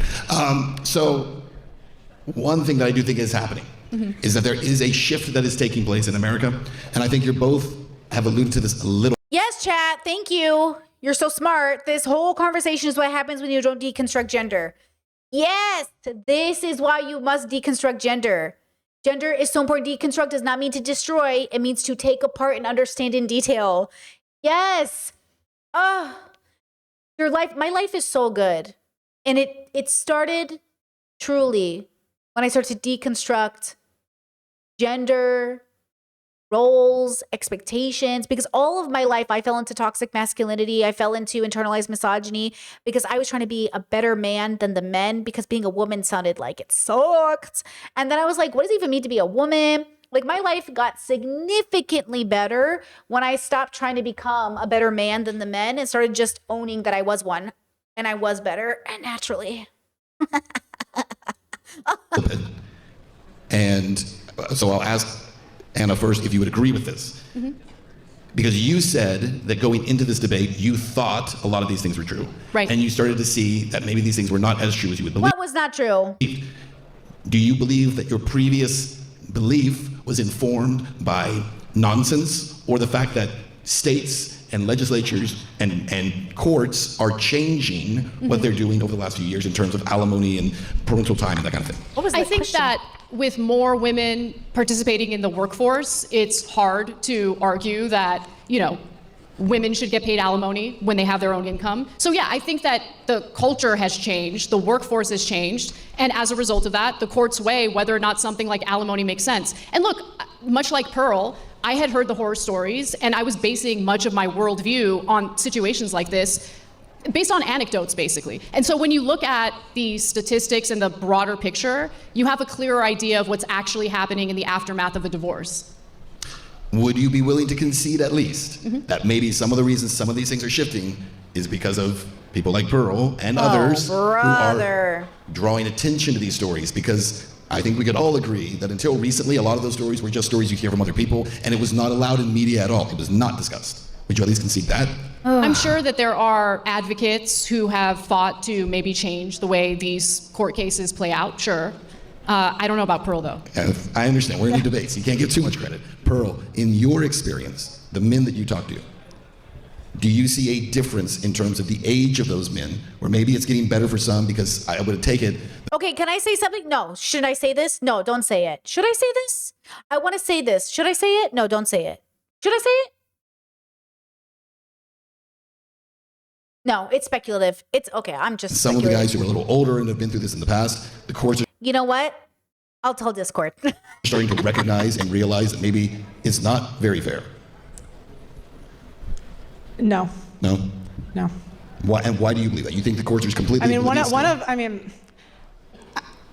there's men that write into my show every day just talking about how much they want to be fathers. So I hope it changes, but right now I would say no. Do you think it's fair that all of the young women who were preyed upon as minors by Jeffrey Epstein are now experiencing yet another administration engaging in a cover-up? Or was it the female's fault for being preyed upon by a disgusting pedophile? I'm just curious. What kind of question is that? I think it's a pretty straightforward one. What was even that question? That has nothing to do with the topic.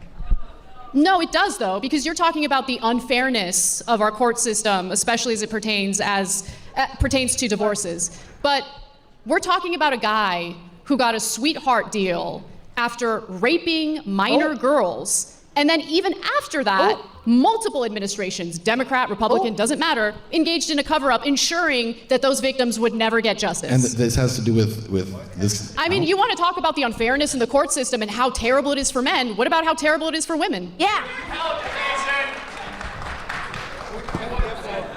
Look, that has nothing to do with anything. It has a lot to do I with think what in we're fairness, talking you got to admit that's an anecdote too in comparison to the overall statistics. It's a pretty big anecdote. He's a big anecdote, but he's also an untouchable anecdote, right? He's I don't a think little it's different than untouchable. most- I think than it's most super people. touchable. So let's go back to, actually, hold on.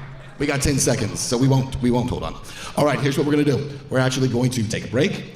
We're gonna come off of the stage, and then we're gonna actually go up to the analysts and get their take on this first 30 minutes, all right? Sounds so take it away, good. Sam.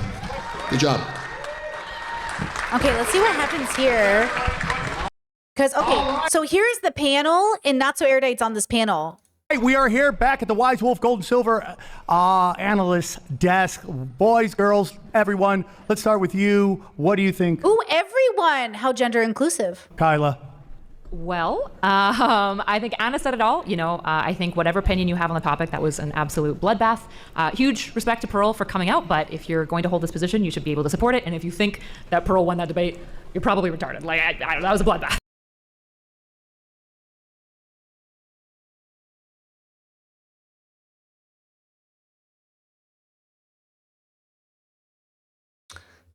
Roll. That was rough. Well, when you kind of get into it and you watch it, this is Anna's world, and we've seen her on Piers Morgan and stuff like that. And, so Pearl stepping up into this, God bless her. Thank her for doing it. I do think Pearl had some wonderful moments there. I think she's been running a lot of defense, got in some nice shots, and she got bigger reactions from the crowd, I thought, than the other way around. What'd you think, Gavin? Well, I guess I'm retarded because I thought Pearl did great. I think that Wait, that's him. That's what I'm saying. Well, how much dignity can you have as a person showing up on the same panel as this motherfucker? That's what I'm saying. What? This is what I'm saying. Man, look, Kyla and I were cool at some point, as streamers and stuff. And just seeing her pick this bubble, man, internalized misogyny is so real, bro. It's so fucking deep and real. And man, she just has the worst. She's around the worst people. And look, I was there, girl. The couple of years I spent in that bubble was fucking hell. I got harassed more than I've ever been harassed in my life. I had the most sleepless nights I've ever had in my life on YouTube after being here for so long. It was the worst time. My partner and I were just reminiscing about our life is so good because we never it was so hard when we first met, I was deep in the debate bubble and it was really hard. People were writing Reddit posts about our relationship and my life and who I was and trying to all these horrible posts about me. And I was just oh my God, there's so bad faith and you just feel so there's just nothing. Anyways. And then we were just thinking about oh my God, our life is so good because we're not associated. We don't get bothered. I don't get harassed. They don't talk about me anymore. And I thank God every day for that because it was so bad. And by God, I mean the universe, But the fact that Kyla still lives in this space and she's still trying so hard to be there. Now, she does want to rescue boys. That's her plight, right? She has a gay brother. She left her Christian church in the name of her gay brother, but still is Christian, right? She was just on a Dr. Daft show about Christian women, liberal versus conservative. So she's still Christian, which is the first part of deconstruction. She has to deconstruct away from that. Rumor has it on TikTok that the people who made VeggieTales might have deconstructed from Christianity. I am holding my breath for a secular version. Let's go, girl. Could you even imagine? Right? Okay. And so there is a lot to be said here about how patriarchy gets into you, but imagine living your life believing that Christ is real, that Jesus is God, that your life revolves around this idea and concept. So she is a Christian. And so until that is gone, there is no hope of deconstructing patriarchy. So she will then make excuses for predatory men and racist men and rapist men, right? These men have horrible reputations, right? For a reason, because she wants to quote save them or because she sees that God forgives all or because of all of these things, right? So the fact that she's willing to even show up with them at this point in her career is crazy. But to be fair, and I say this very loosely, her career is doing pretty well. It's working for her. She's everywhere. I don't even follow Kyla. And yet she comes up off my feed and I'm oh, is Kyla in this video? I watch these YouTubers these Dr. Daft or somebody and I'm oh, is that Kyla? And I'm wow, she's picking her lane and sticking to it. Okay, she was on that Jubilee video with Piers Morgan.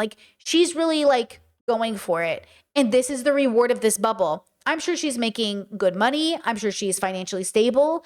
I'm sure all of these things. And I am pretty sure she's adding more harm than good to the universe. And that's the other part. I really believe all of the work she is doing is making the world a worse place. It's really hard to be a good person, especially when you're a Christian. She won. What? You know what I noticed going on over there? Anna doesn't have kids.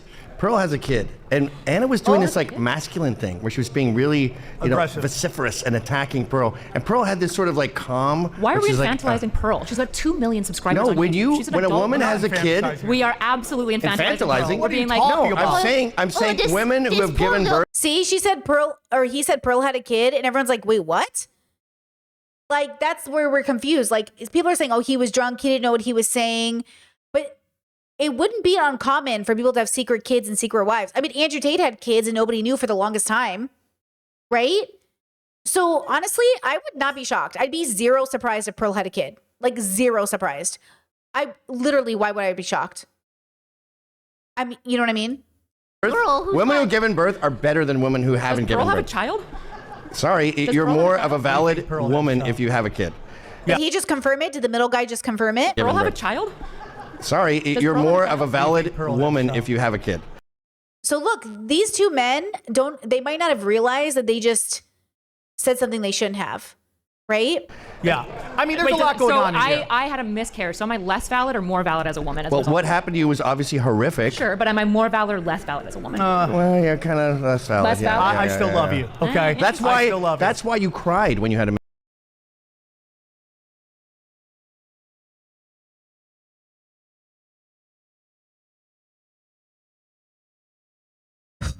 miscarriage because didn't cry. you. Of course, you cried. I You didn't cried cry when at you told all. me. You just were Terminator and moved You're on. like, yeah, but that's just another day at the job. Another day. I was like, Just oh, like shitting out miscarriages. That's my day. You weren't No, sad. It's obviously horrific when a little, woman I know. can't have a baby. Very mixed But feelings. when a woman like Pearl has this sort of like calmness around her, where she goes, I don't know if I'd "Oh, call really? We're that doing this? calm. Okay, all right. That's Let's talk about she Anna. was sitting Anna there is aping stun-locked. male characteristics. She's getting super aggressive and attacking like a weird little pit bull that's mimicking male behavior. But it's also kind of ridiculous to say that we live in a culture where women don't get treated better than men. I mean, let's be honest here. I mean, I have this theory. Men make the rules of business, women make the rules of society, okay? And that's why there's things that women can ask men anything they want in dating, right? How much money you make, what kind of car do you drive, how tall are you? There are things you are absolutely not allowed to ask women. Sure. What's your weight? How old are you? What's your body count? Which are all things guys want. So this notion that it's like even Steven is absolutely ridiculous. I don't think the anyone notion that the courts treat men and women equally is also ridiculous. Dude. I don't think- How many times have we seen like a man and a woman commit a crime and the guy gets 30 years and the chick gets like 2 weeks in prison?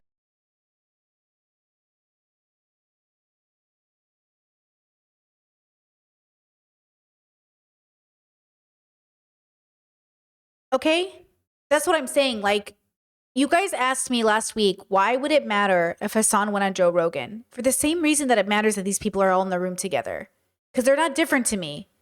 You might think Joe Rogan is different because of his platform, but unless you are a leader, a president, a politician, somebody who's really focused on why you're there, like truly focused, it's just publicity for that person. Like, you are validating them, right? They are not validating you. You are validating them. Anna Kasparian is willing to come on our show, right? It's a validation for them. And that's the responsibility part. Why are you validating them? And you might say like, oh, well, they already got a platform. You know, me going on there isn't going to change that. But it's going to change your reputation. Now, your reputation is different. Okay? And that's the point. Again, very specific people can go on Joe Rogan. Kamala Harris should have gone on Joe Rogan. Her biggest mistake was going on Call Her Daddy and only spending 20 minutes with Alex Cooper. She should have spent 3 hours there with her legs propped up on the chair like Trump did with Rogan. But she couldn't because she was full politician. It's like, bro. Trump was full politician, but in the other way. Like, and that's it. Like, the truth is like, there should have been, leaders should be in positions to speak to the most people in the world because you're a leader. If Hassan wants to take on the mantle of being a leader, I'm here for it. Go for it. But like, he's not playing that role as far as I've seen. But if he decides to take on that role, then sure, he should go on Joe Rogan.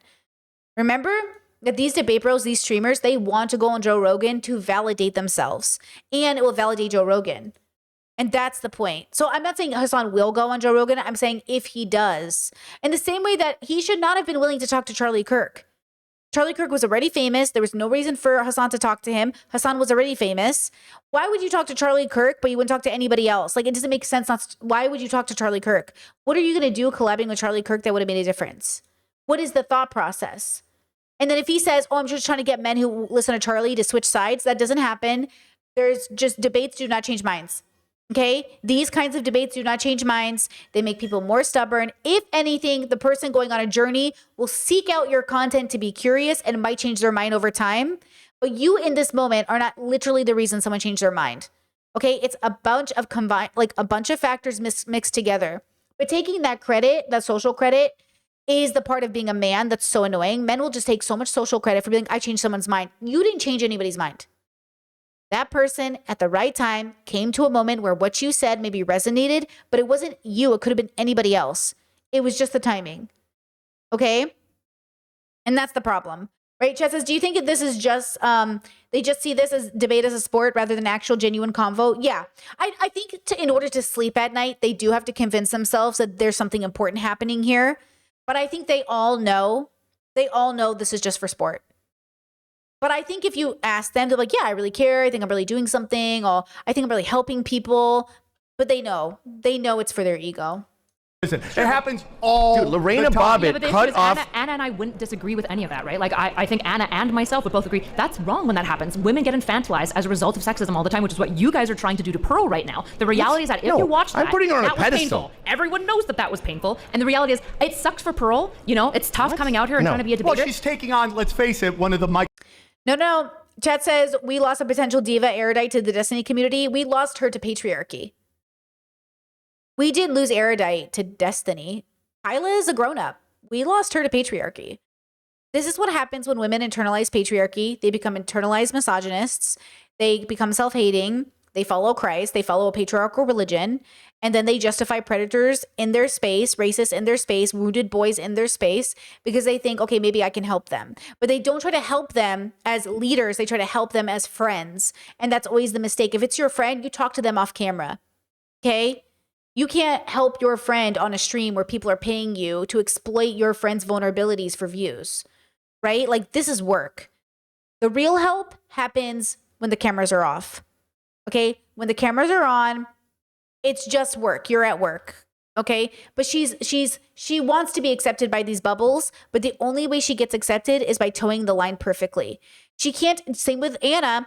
Anna has to give in, right? She has to compromise. Well, actually, I learned that maybe you're right on this, or maybe I'm saying no conservative anywhere has any good idea about anything. There's not one singular point that conservatism has that is right about anything. Not the statistics they use, not the data they use to come to their conclusions, not the conclusions they come to, not the beliefs they have. There's no moral value that a conservative claims to have that is actually the right way society should end up going. Nuclear family is the one and only way. Women ought to have children. Men are protectors. These binary black and white thoughts are not helping anybody. Okay. Chet says, do you think it also could be the opposite? Like Pearl is able to sleep at night because she knows it's not what she actually believes, or I'm more for sport? Or am I making this up in my head? Well, sure. I think ego is severely attached to it. For my small time in the debate bro bubble, what I learned behind the scenes is that the people like Destiny, it seems to be that they get their dopamine fix, they get their sense of ego, their sense of like self from being the center of attention in these moments. They want to think they're smart, so they debate dumb people in order to look good, right? They, instead of being a good and present father, he might as well win at a debate. Pearl, instead of focusing on her joy and actually like going and living a great life, would rather do this. The thing they're getting from this thing is more satisfying than their brain can convince them to actually do the work. But in order to do the work, they'd have to face themselves. And in order to face themselves, they'd have to realize they're not shit, bro. And I always say this about Sneeko, because when I was in his life for just a hot second there, when we were working together, I always said if Sneeko took my advice, he would have been poor. Sneeko became very rich after our time together, and that was the decision he made. Every suggestion I ever gave to Sneeko would have made him poor because every suggestion I would have given him would have not given him any of the money opportunities he had that he ended up having. And that's the same thing for all these other people. Every suggestion I would give you is to like let go of the attachment to money. Let go of the attachment to status, let go of the attachment of ego, let go of this attachment to outcome, let go of all of this needing to be the top streamer, needing to go the most viral. None of these things will serve you. Okay? Like none of these things will serve you, right? That says the truth is without an evil side, there's no conflict, therefore no content. Well, the irony though is even in a world full of really good people, there's still philosophical evil. That's the thing. I wish we were debating philosophical evil with good people instead of it being like philosophical evil with bad people. You know, bad, good being subjective here, you know, in the context of like more good than more bad. I think bad people are when you're more bad than good. And good people are when you're more good than bad, but they're still bad and good on both sides. That's how I think of it, right? Okay. Michael Jordan's of debating. This Sure. is Anna's work. I totally Then don't disagree. take the debate and don't profit off of this worldview. I mean, if you Anna's can't known even for begin to debating. debate. Anna was a rabid pit bull mimicking male behavior. Pearl was this serene mother No, who she was was like, not. "Oh, is this what we're doing?" She was like a small Okay, girl. I'm telling you the facts. I guess You're not telling me the facts because you and I both No, that was know. me being Pearl. You and I both know that was painful, and the notion- uncomfortably painful. and the Okay. notion- Moderator has You to gotta step have in. a baby. You You're gotta have a absolutely- baby soon. You the better have a notion baby. that women are committing unaliving themselves anywhere close to the number that men are, and the reason that maybe Anna was like, the didn't say reason that. they didn't do it because they're not as violent about. Not true at all. Wait, not true. Men off themselves at a much higher rate. Yeah. And I'm sorry, but the notion. Actually, women attempt more and men succeed more. So it's different, but it's different reasons why. And again, who cares? People are killing themselves. Who cares who kills themselves more? Focus, lock in. Nobody should be killing themselves. It's like, it's funny that when trans people kill themselves, it's because they're trans, but when men kill themselves, it's not because they're men. It's not because you're trans. It's not because you're men. It's because you're suffering in a world with no meaning. The world is a suffering place, and we are all suffering together. Lock in. Of give me statistics like Pearl is like ChatGPT is hilarious to me. Here's what I would say to Pearl. If you're going to have somebody else write your notes, tell them where they cited things from so you can at least not look like a dumbass when you're asked where it's from. I Wow, don't now think she you're looked at getting dumbass. aggressive. I mean, She looked like now a you dumbass the whole now time. you sound like a You're dude. so I don't know. aggressive right now. Well, Stop you guys, it. well, You're as not a feminists, dude. Stop being a dude. infantilizing women. Stop it. Stop saying doing it. infantilizing. No one's You are. infantilizing. You're saying poor I'm putting Pearl. Pearl on a pedestal. No, Pearl. not one time. And I'm- It's not her fault. She didn't know where her stats were from. No, we're not talking about that. No. Who knows what college survey this came Probably from? if it's not your notes, realistic. you should. You Probably if should. you put it in your notes, yeah, you should probably know where you're citing your stats from. Yeah. You should know all. I mean, what you're Not all basing- stats, the ones This in your is notes. classic Marxism, by the way. Classic Marxism, brother. which is don't believe your eyes, your ears, or the wisdom of your experiences. So Anna's painting a picture that it's like, woe is me. Like how many more women's homeless shelters are than there are men? There are There's more- like, no, it's not even close. Yeah, Come women on. get more funding in general because women are viewed as a 100%. compassionate group. Yeah, but I don't even think Anna would disagree with this. So, like, if you want to engage with what Anna and I believe, engage with what we believe. What have we gone wrong in what you believe? Okay, so for example, Anna didn't even begin to try to pretend that the suicide rates between men and women are equal. She 100% nope. said that. What she specifically said is that men do die by suicide more often. But part of the reason why is because women use less lethal methods, which is true. That is such a crazy Less legal statement. methods? Yes. That is such a crazy What does that statement mean? that you're No, he said legal, and she said yes, lethal. saying the reason they didn't do it was how they did it. You don't know that at all. You're just going There's off data a feeling this. on that. Nope, there's just data on this. There's data. Yep. Okay, give me. Yeah, these conversations, I know, Chad says, you're so right, Britt, these conversations only validate bigots. They really do. Look how much they're feeling so validated right now. You know, it's so weird. Okay. It's got like a half an hour left. Oh, brother. Where's this statistic from? I don't have it off the top Oh, of my okay. head. males? Wait, I didn't have to prepare for a debate. I prepared for an analyst. If you don't know where they're from. Probably the Medical Bureau of U.S. has these You're just statistics. making stuff The up. I'm not male making stuff suicide up. rate is at least literally twice telling the me female nothing. suicide rate. You're not. Because we have to deal with you. What are you talking Where's your about? stats from? What are you? Life? How many of That's my not- male that's friends not have where killed stats are themselves from. compared to my female friends? Yes, It's I'm not going to even kill close. myself. I'm Everyone considering agrees that men suicide die. right now. Dude, Oh, Gavin's thinking brother. about offing himself right now. I might eat a Every shotgun single right now. person here agrees that men die by suicide more often. This is of course true. Anna and I both. Okay, should we skip this to go straight back to Anna and Pearl? It's probably nothing, right? We didn't come to watch Erudite. Okay, let me skip these losers. Okay. And then we're going pyro. All right, here's what we're going to do. We're going to come back. We have about 15 more minutes of open debate, and then we're going to get into the final statements. So we'll pick up Okay, our we're open almost debate. done. Pearl, I'll let you begin. What's your plan when men stop doing the dirty and dangerous jobs that keep society running? If you could hold your mic. Sorry, I'll say it again. Can you give me an example of which jobs you're referring to? Logging, plumbing, crab fishing, oil rig. Yeah, those are dominated by men. They have the physical capacity to do it.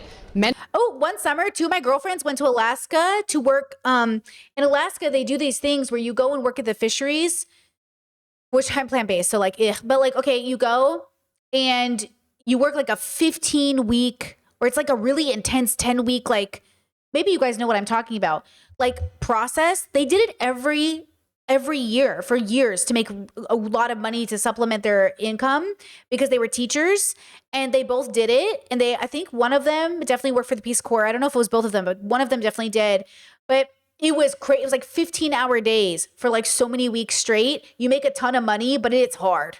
You know, it is hard. Anyways, fishermen, the world should be plant-based. So all of these jobs would actually just be changed into better jobs for the planet and for people and for animals. And we would stop fishing because it actually contributes to human trafficking and destroying our oceans and killing innocent animal lives. Okay, thank you. Then all these other jobs like oil rigs and everything else, well, we'd also have to re-examine all of those jobs because of the impact to the environment. And we wouldn't necessarily, you know, really need technically male bodies. I don't even know what that word means in this context to do those jobs. So like, you know, the future is plant-based. The future is health, happiness, joy, consistency, earth health, everything. And so if that's our future, then these questions don't matter. Men and women are built differently. What's your So you're plan right. when they stop? Both of them, one of the people on stage, this is a conservative and the other girl's a liberal. I mean, we're going to have a problem.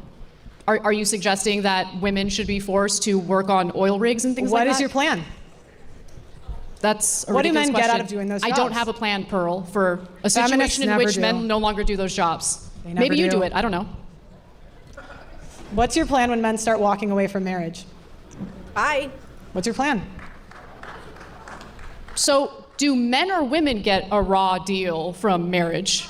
Because you just What said is men your walking plan? away What from is marriage. your So, plan? is he culpable for doing that? What is your plan? Yeah, like what the fuck? Didn't you just say men shouldn't get married? So what's your plan for when men walk away from marriage?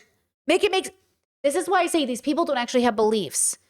This is why I say, like, when people talk, the reason we went back to the basics is because, guys, the world is suffering because the world doesn't even know what it believes. And you know what? I used to be one of those people. I used to be one of those people who had really strong opinions, but until I really faced myself nearing my 30s, did I realize, like, girl, why do you even believe this? I'm like, wait, why do I think I believe this? I know it sounds good. I know I've read a bunch of books. Like, I've read all these books. I've seen all these documentaries. I've protested. I've, engaged. But why do I really believe these things? Like, why did I decide these are my values? Why did I decide that this is how I think things work? Like, and then you have to sit down and really write it out, girls. Sit down at your little typewriters and really write it out. Talk on your little phone, make a message to yourself, Really sit down with yourself and say, why do I think murder is wrong? Wait, why do I think rape is wrong?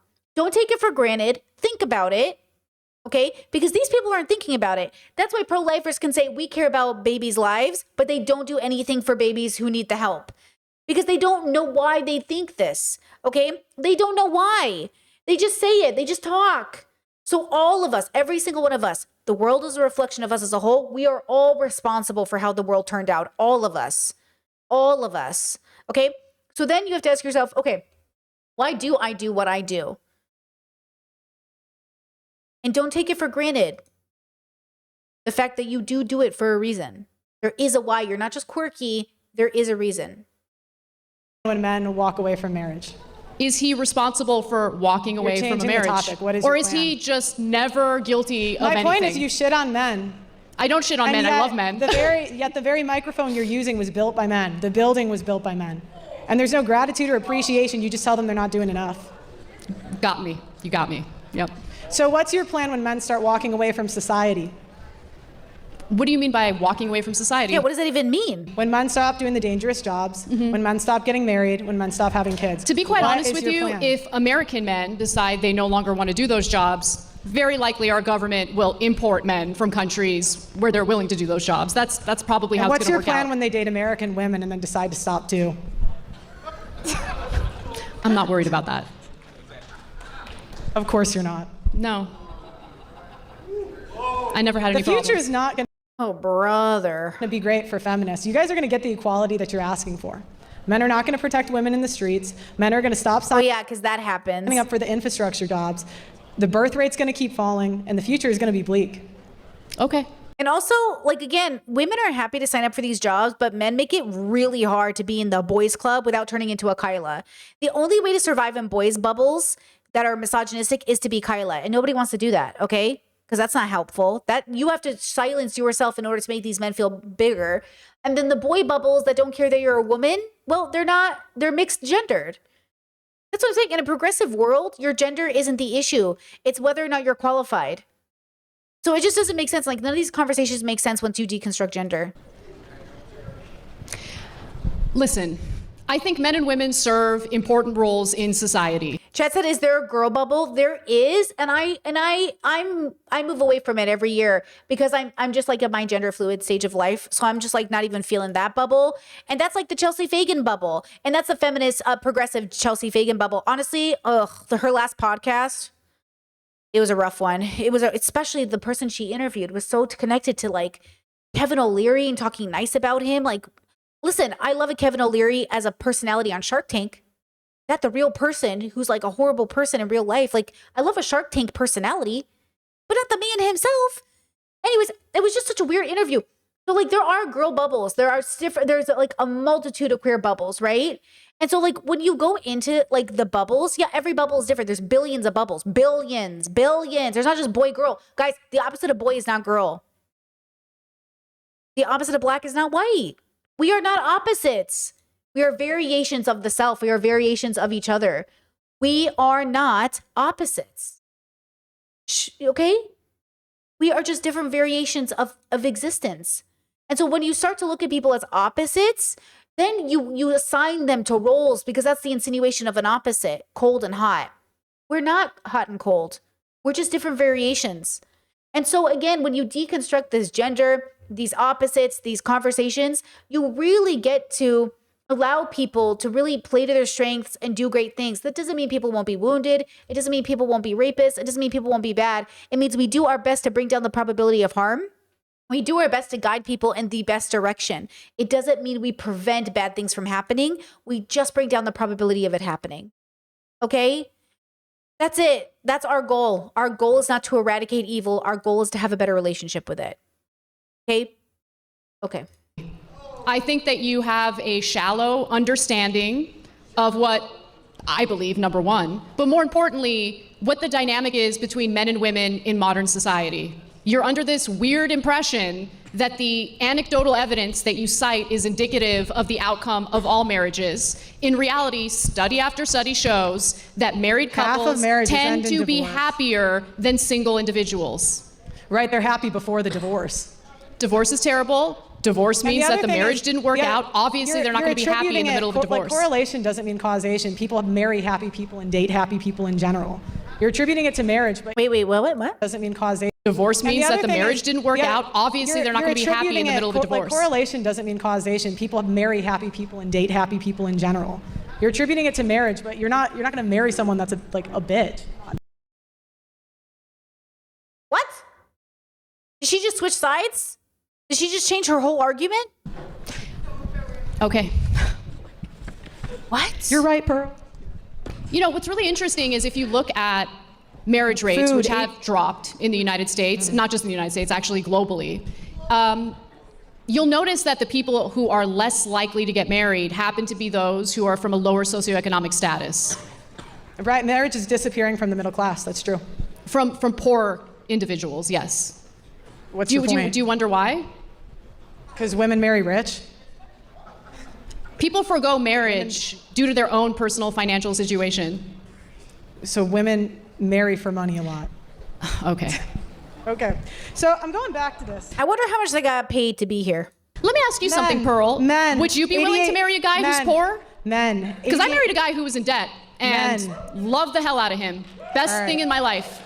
Would you marry a guy who is broke, no nice, career, Anna. and in debt? That's very nice, Anna. Would you? So I'm going back Answer to the question. Would you marry a broke guy in debt? All right, so we're going back to the topic. Would you? All right, this is the nagging. This is the nagging again. Okay, so I'm Men, pushing you to answer a 88 question because all you are right, judging right. Oh women, my making a God. blanket statement This of is who the they nagging. would be willing to marry, The who they nagging, wouldn't be make it willing to marry. stop. But you're not answering the question God help yourself. us. Would you be willing to marry Does a your broke husband guy have in to- debt? Does your husband have to listen would- to this? would you? Does he have to listen to this? Oh, he loves it. All right, Can't get enough so of can it. I go back Do you to the not want to answer question? that? Why do you not want to answer that? Yeah, why not? Just say no. I don't want to broke. Love is love. Now back to the question. Men. It's such a funny question. Wait, chat says, that's a good question. Are you me? Like, should I answer that question? Because said my name, right? I would say it is a good question, and I think you should ask yourself that question. I always say, like, you know, we always have these conversations in dating, like when we say, like, would you date a broke boy? I wouldn't date somebody without a strong sense of self. And a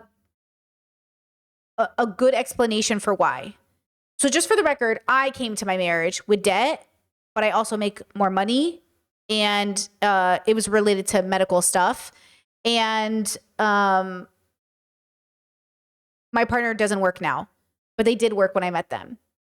The point is that we didn't marry each other because of how much money we had or our debts. We married each other because when we went over those money numbers and we went over the debt and we went over our incomes, we realized we'd be compatible, right? So it's not a matter of being with somebody who's not in debt or is in debt. It's a matter of why were you in debt? You know what I mean? But yeah, it's a good question. You said, I mean, your question of how much are they getting paid? Oh, was a good question. Well, that's what I want to know too. How much are they getting paid? But yeah, because you know they're getting paid. At least I'm going to assume at least a couple $1,000s, right? Got to be more, maybe $10,000. I don't even know. But you should ask those questions when you're dating about money. I think it's interesting that Pearl struggled to answer it, but I think you should talk to your person about responsibility. Is this person, do they have a strong sense of self? Do they know where they're headed? Do they know why they work and what they do? Guys, I don't want you to get up every day and go to work just cause. I want your work to have a sense of meaning, not the work itself, but why you go to work. Okay? Like we do not do labor, even if you don't bring in a paycheck, just cause. There must be a purpose to the labor, including why you do dishes. Okay? Your motivation, your reasoning for why, including why you get up in the morning. None of the, you notice how all these questions around this debate have been around like marriage or men or nobody asked why once. Like, why? Like Anna tried to say, but why are these things happening? But no, seriously, why? What is our reason for getting up? What is our reason for being? We have to get down to the fundamentals. That's why these conversations are obviously for entertainment, because the serious discussion has got to be, what is the meaning of why? And look, there's this big philosophy meme. I posted it to the Discord the other day where it's like, philosopher born, philosopher ask why, philosopher die. The life of a philosopher. And I'm like, yeah, that's true. That's going to be my life. But also, what a great life. You know, like, this is a pretty good life, you know? And that brings me a lot of meaning to be like, yeah. You know, so you have to decide, like, what is your sense of meaning? Like, curiosity is so important to me. You know, it's like so important to me. And I just don't think curiosity is either interesting to Anna or Pearl. And I think that shows in their work. P.S. Pearl's name is apparently Hannah. Someone can double check for me. I looked it up and apparently it's Hannah Pearl Davis. And I'm like, Hannah, Pearl. Always interesting when people go by their middle names. You know? I wonder what that's about. I have a middle name. I love my middle name. It's my great-grandma's middle name, or my great-grandma's first name.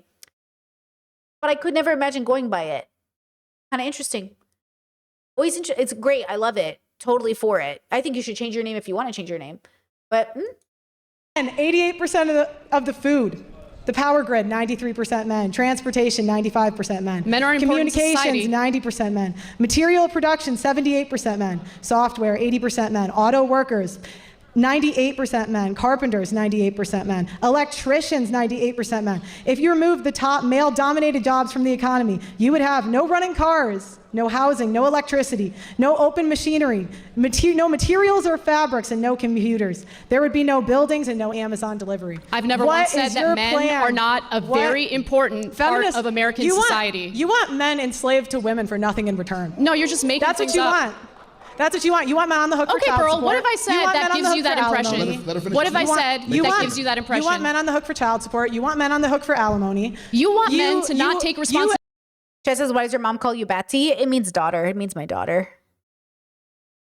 You've been, on, for their own children. you've been on the air for 20 years and you have not advocated for men that are victims of paternity fraud. You want men to do all of the work, get no credit for nothing. I do and men aren't political going to do news. it anymore. They're going to walk away, Anna. Bye. They're not going to do it anymore. And feminists, as you said, have no plan for when that happens. And I wish What do you want luck. their plan to be? You No! Chad says, and if you removed women, we'd have no teachers, doctors, or nurses. Like, what's the point? I don't know if that's the great argument. The argument shouldn't be, well, if this did this. Obviously, women weren't those things when men were doing them. And we switched gender roles based off of what job seems cool to men at the time under patriarchy. None of these are good answers. None of these are good conversations.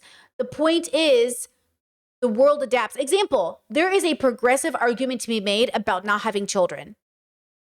We need to start preparing very seriously about a birth decline, not in a conservative sense, meaning we should make babies, but in a progressive sense, meaning we should start adapting.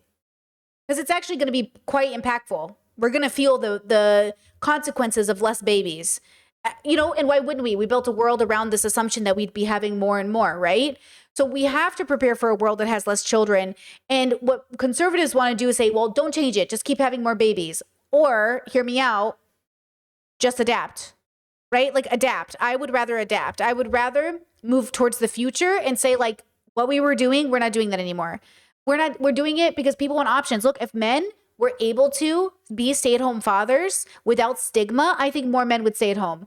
I have a brother who, like, all of his life, he has a good job, he has a house, he has a whole thing. But he was like, oh, I would have loved to have been a stay-at-home dad. But he dates in a religious bubble and none of the women wanted a stay-at-home husband. Versus in my bubble, if we had had kids, technically my partner, though like gender doesn't play a role in our marriage, technically my partner would have been the stay-at-home partner, not because they were born a man or assigned male at birth, but because they are not a career person and I am. My partner is a job person, which means they had a job, their own apartment, stability, savings, money, but they don't have a career. Like I have a career that I love. It's like a very important to me. And so again, when we labor for our families, we take positions that focus on our strength. And some people, regardless of gender, would make the better stay-at-home parent. And if we had kids, I would not put them in daycare personally. Personally, I have a very strong belief, and I say this as a former professional nanny, that if I'm to bring babies into this world, then those babies will know love and they will not be without. And it feels a little bit to me, no judgment, that the amount of childcare needed in the world shouldn't be done by strangers, but by community members, extended family, or direct parents.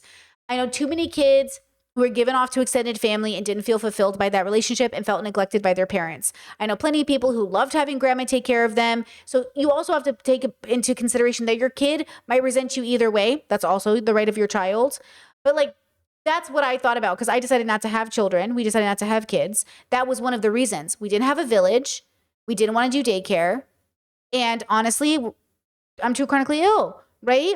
But I'm not saying that daycare is inherently evil. I'm saying it runs like a business more than a community. That's the problem with daycare, is that it's a business at the end of the day. And I don't want to send my kid to a business. I want to send my kid to a community. If my kid has to be away from me, I want to hand them to the community.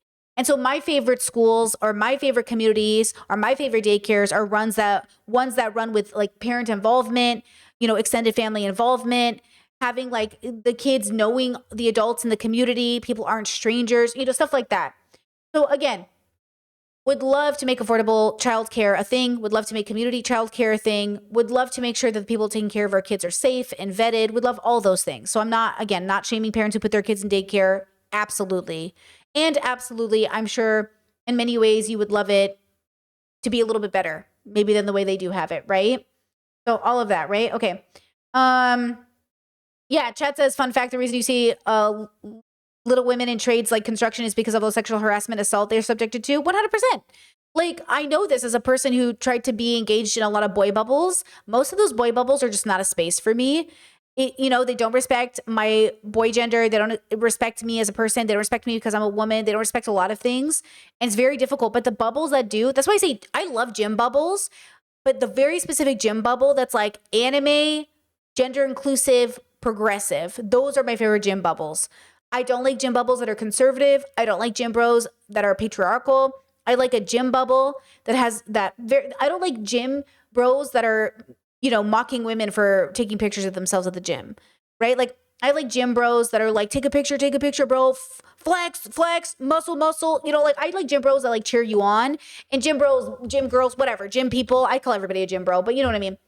And so when you have these conversations, we have to think about like, what is the ideal situation? The ideal situation is that when my kids go play, nobody has to stay behind because of their gender.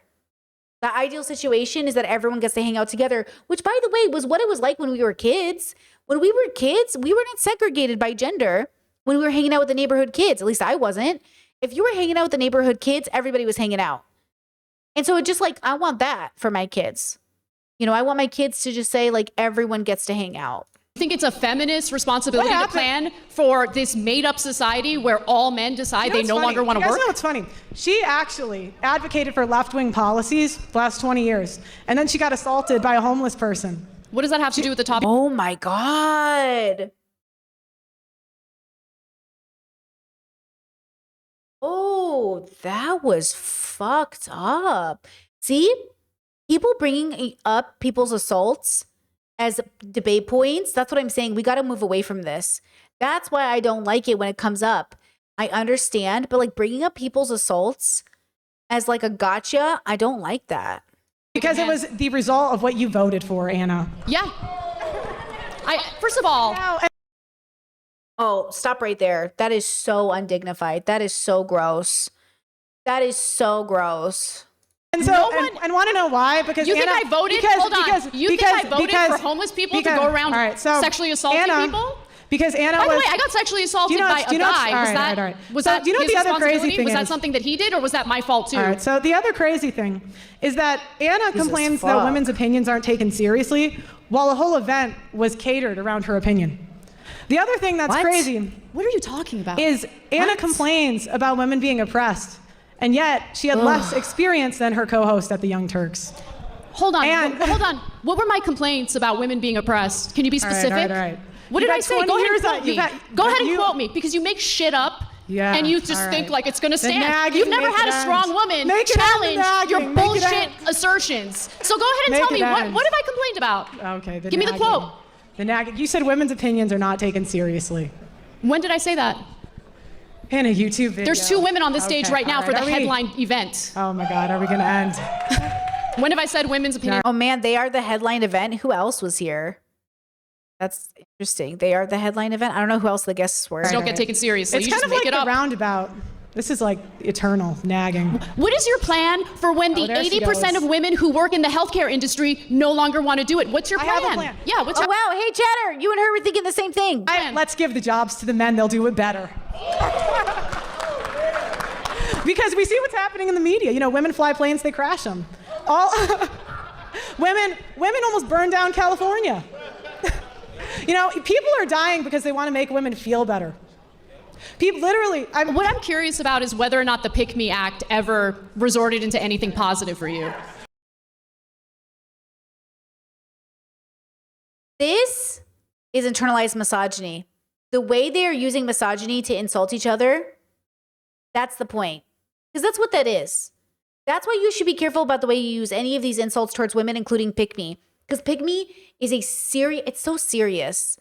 But it's been weaponized, right? Like, Pearl is, these women are suffering. And I understand, listen, I understand you got to hold women accountable, not infantilize them. And yet, we need to see where they're coming from. You do need to see how people got there.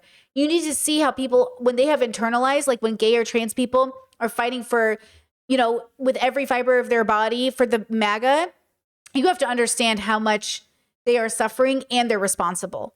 But they're not suffering the same way cis people are suffering. Remember, if you have a cis woman and a trans woman, and they're both fighting for MAGA, okay, the repercussions of that fight is worse for the trans woman than the cis woman.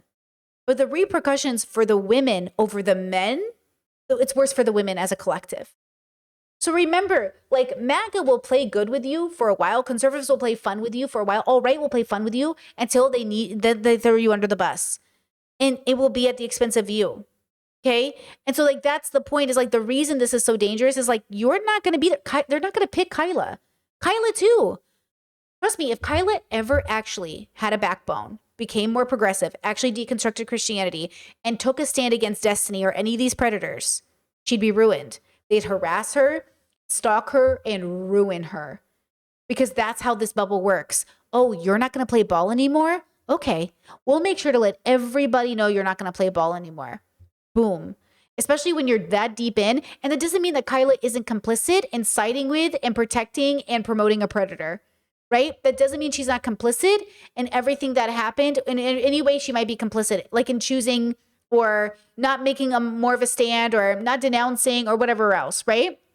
Those are all different things, okay?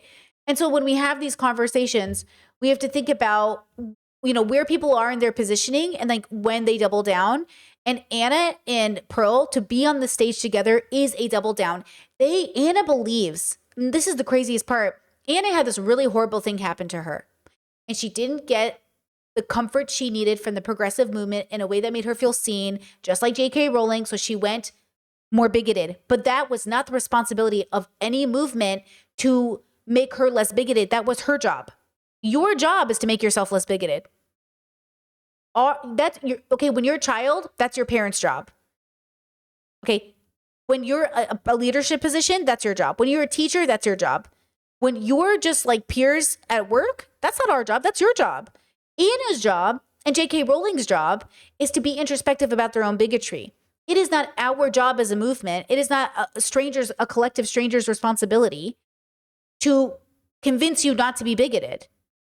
Okay, it is not like, it is not, a community or the community of like Black and brown people and immigrants and migrants to convince white supremacists and white nationalists and all these people with these replacement conspiracy theories that they're not going to hurt them. But yet it falls on them, right? I was just watching an old clip with Martin Luther King, and the woman says to him, don't you think it falls on the responsibility of Black people to be patient with white people as they move towards the future? And don't you think you're kind of rushing them? Don't you think they need time to change their minds? And when I was a liberal, used to believe this as a liberal. Philosophically, I just think it's a fact that people need time to change. But as a liberal, I thought it meant something more profound than it does. Through a philosophical lens, I will wait for you to change in the sense that I will accept you haven't, but I'm not going to stop holding you accountable well, you haven't changed, or I'm not going to not end my friendship with you because you haven't changed yet, or I'm not going to live for your potential. I think when we hear that, we're supposed to like live for people's potential. I'm not going to live for your potential. Okay, you either are racist or you're not racist. You either are homophobic or you're not homophobic. You either are transphobic or you're not trans. And while you're in this middle ground of like, should I be bigoted or not? I'm not going to wait around, but you do you. And I accept that you might never change. But that belief of, well, if you were just nicer to me, if you hadn't rejected me, I wouldn't have done this thing. That's why you have to do the right thing, even if the world isn't. That's why you have to do the right thing, even if the world is cruel to you. You cannot become the villain because the world is cruel to you. But yet, if you do not raise your kids correctly, they will become those villains more than likely. Not always, and not even often, but likely. And that goes back to that idea of like, if you do not get warmth from the village, the only way the kids will get it is by burning it down. I saw that quote on a comment section the other day. And that's what you want to avoid. And yet, you can't just burn shit to the ground because you didn't get the thing you needed as a kid. But that will be the consequence. So different people play different roles. Do you guys get the difference? Does that make sense? Your parents are and need to guide you, and yet it won't guarantee that you won't burn down the village. Okay, but Anna is too grown not to face her own bigotry. Okay? Okay, that's the point. This is a very hard idea because conservatives will always be like, you're responsible, you got to pull yourself up by your bootstraps, like you brought this on yourself, oh, you're not responsible now. Things don't just happen, they happen for a reason. And until we know that reason, we won't know how to help people. Okay? Are you done? I'm not. All right, so I'm not either. Okay, keep going. Now, the other thing is,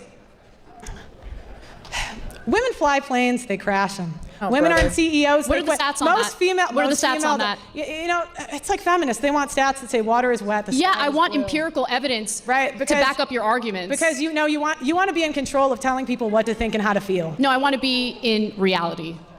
I want to live in a fact-based reality that requires empirical evidence, not your assertions. 300. We all saw that plane crash on the East Coast. No one's making that up, Anna. You do better when you're reading off your paper, so I'll give you some time to do that. Sheesh. In the future, because I'm sure you'll find yourself in more All right, of these what if- debates, I actually think that you could be an incredible debater. But you need to look at the broader picture, Oh not my just God, rely the on nagging, anecdotes, the and don't nagging. make things up out of Nagging. full cloth. Okay. Feminism empowered women. I'll take the tip, thank you. Feminism empowered women to sign up for previously male-dominated careers that they quit.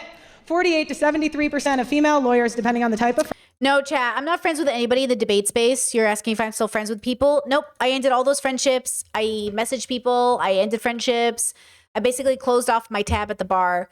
Most of those people either decided to keep talking to predators and or wouldn't stand up for the women being abused and or didn't care about the space. And I ended up contact with them all almost 2 years ago now. It's been almost 2 years. It's not quite there. It's like a year and some change. But for some people, it's been 2 years. For some people, it's been other. But yeah, no, I'm not in connection with any of those people in that space. And that's the bummer part. Like, listen, I was there, okay?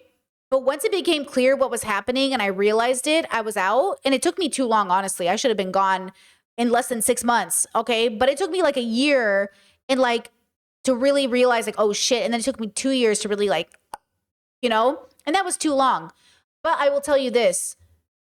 The fact that I thought 2 years was too long to be in the space and some of these people stayed for 4, 5, 6, firm, quit either as junior associates. And I still think they can change, and I will welcome them for that change. I won't be friends with them or in contact with them, but I'll give them their credit because I certainly don't want them to stay there.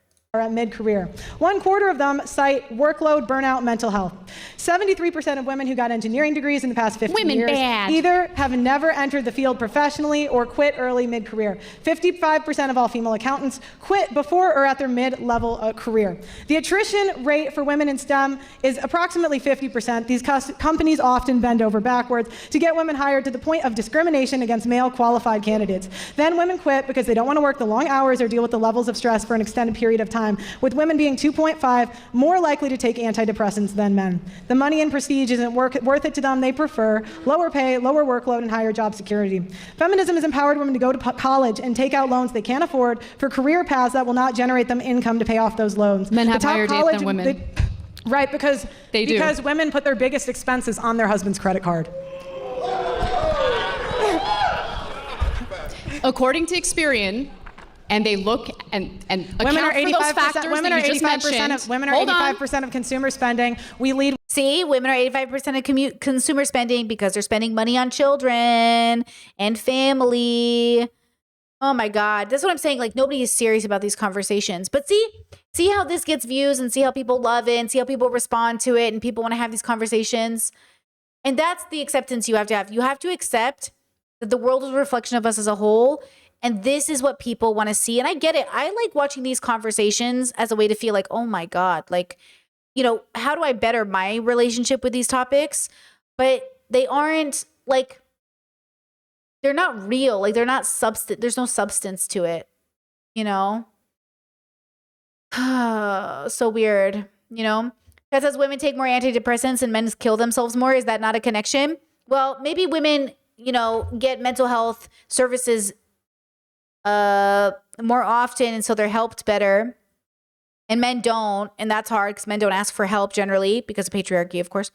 So yeah, maybe there's something there. When it comes to luxury brands, Men have more mortgage debt, car loan debt, personal credit card debt, right? Because they're personal loan they're debt. expected to provide. Women make 80% of consumer buying decision. Again, if feminists really cared about equality, they would provide for the men. They would what for Where's the men? where's king Sorry, I missed treatment, that. fellas? Sorry, can you If repeat that? feminists cared about equality, they would provide for the men. But yet, that is a small minority. What? She already had this conversation with you, Pearl. She already said she supported her husband. Women do. Women have now changed. There's a whole woman online being dragged for like buying her house. I will say a lot of you are financially inept, even the ones who can buy houses. I've never seen people make so much money in my life and spend it so poorly. Americans are so bad with money. Holy fuck. Like, listen, if you buy a house and you're not married, that's not your partner's house. But if you stay with that person for 20 years, you better give them some piece of that house. You know what I mean? Like, I am shocked at the way you guys are willing to mix finances with men you're not willing to marry, and or like move in with people that like you don't even know if you like them. And I get it because I did that too in my 20s. We got to stop doing that. We got to stop letting people move into our houses. If you want to take a financial step forward with the love of your life, be serious about that financial step. Okay? But like, there's so much in this. And also women are also victims of patriarchy. So they'll be convinced that men who don't make the money are less of a man. That is what men have been telling women, that a real man makes money. So why would a woman date a man who doesn't make money? That's why you have to divorce the idea that gender and money have any relationship to each other inherently. Majority of women.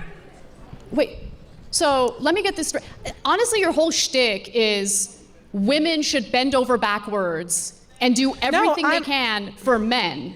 My argument. I'm an egalitarianist.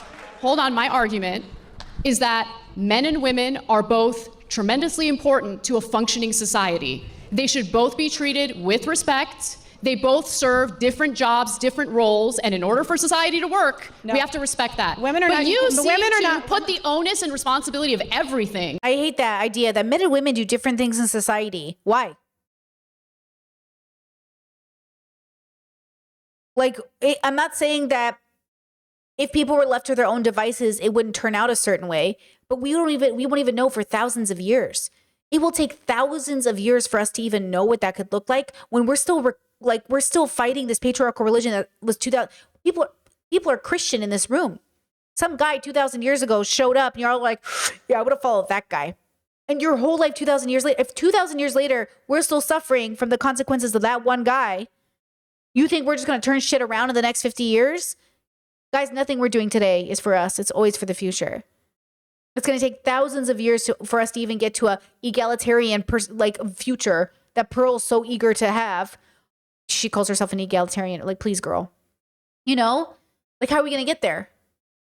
It's going to take a long time. That's why I say, like, work on yourself, do right by your neighbors, do right by your community, do less harm every day, and call it a day. Because, girl.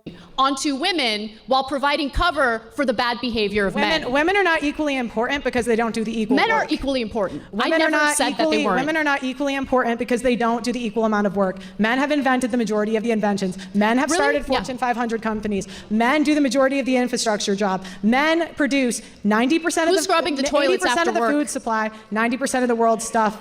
Who's changing the diapers? Not Who's- women. who's Not women. raising They're the not having children kids. after Women aren't working having kids. all So day women long? aren't doing it. Daycare workers now, to be honest. It's not the moms. Not everyone grew up in an affluent brother. household like you. They need a dual income household in order to make ends meet in this economy. Anna, you Live talk. in reality for Anna, one day you in your talk. life. Anna, you talk for a living. It's kind I of do. rich for you to come at me. Bitch, what do you do for a living? I also talk, but I can acknowledge it's not that hard of Okay. a job. Talk a lot of bullshit. You pretend it's more important than it is. Right. Okay. See, that's the other thing Pearl does, right? Like, she says her job isn't hard and other men's jobs are hard. That's why I don't like this narrative either. All jobs are hard jobs. Existing's a hard job. But not everyone's job is hard in the same way. But everyone's job is hard, guys. Okay? Oh my God, I'm gonna sneeze. Rise Again, thank you for the super chat. Says, breaking. People historically allowed full participation in society have participated more in society. Breaking news, everybody. Okay, thank you so much for the super chat. Appreciate you. Well, since there were only about 30 So seconds silly, left, bro. we'll just call it there. All right, good job. Give these debaters a round. All right, we That was absolute ass. With peace and love, respectfully. have 5-minute closing statements where you will not attack each other or call each other names. Anna, you're first. I'm just going to go ahead and read what I couldn't get to in my opening statement. In my opinion, both of these women lost today, and we lost along with them because we watched it. 3 hours and 40 minutes of absolutely nothing. Beautiful. Statement, if you don't mind. Taking advice from someone like Pearl will ensure that you will be lonely and incredibly sad. If you have this dark view of an entire sex nearly 50% of the country. I can't imagine living day to day being a happy person. I don't know what Pearl actually believes. Part of me feels like this is a shtick. But I'm gonna take what you say at face value and just think you genuinely believe it. And if you do genuinely believe it, I actually feel really bad for you.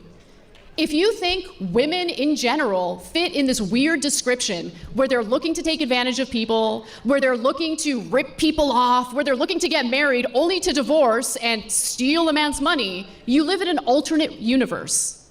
Sometimes just have divorces are eyes. ugly, sometimes there are bad women who make things up, who lie about rape, and there should be consequences for that. But there aren't. The difference between you and me is that I think the bad behavior of women deserves consequences, just like the bad behavior of men deserves consequences. That's But what one's equality legal, is. one's not. What you're advocating for is a society in which men get away with everything and women get blamed for everything.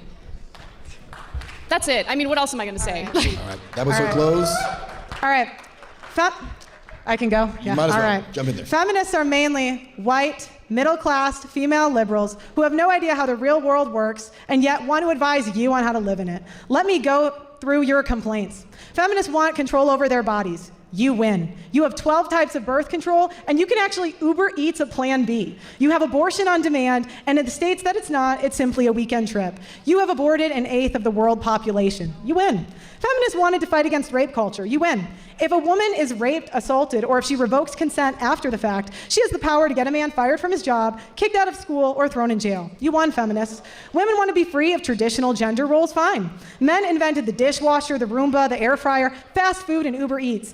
There are meal prep services and cheap restaurants. You win. Women wanted to have a career first and get married later in life. Men allowed women to come into the workforce and have millions of dollars in funding, pushing women into male-dominated fields and scholarships, and invented IVF to give us another 5 years of fertility.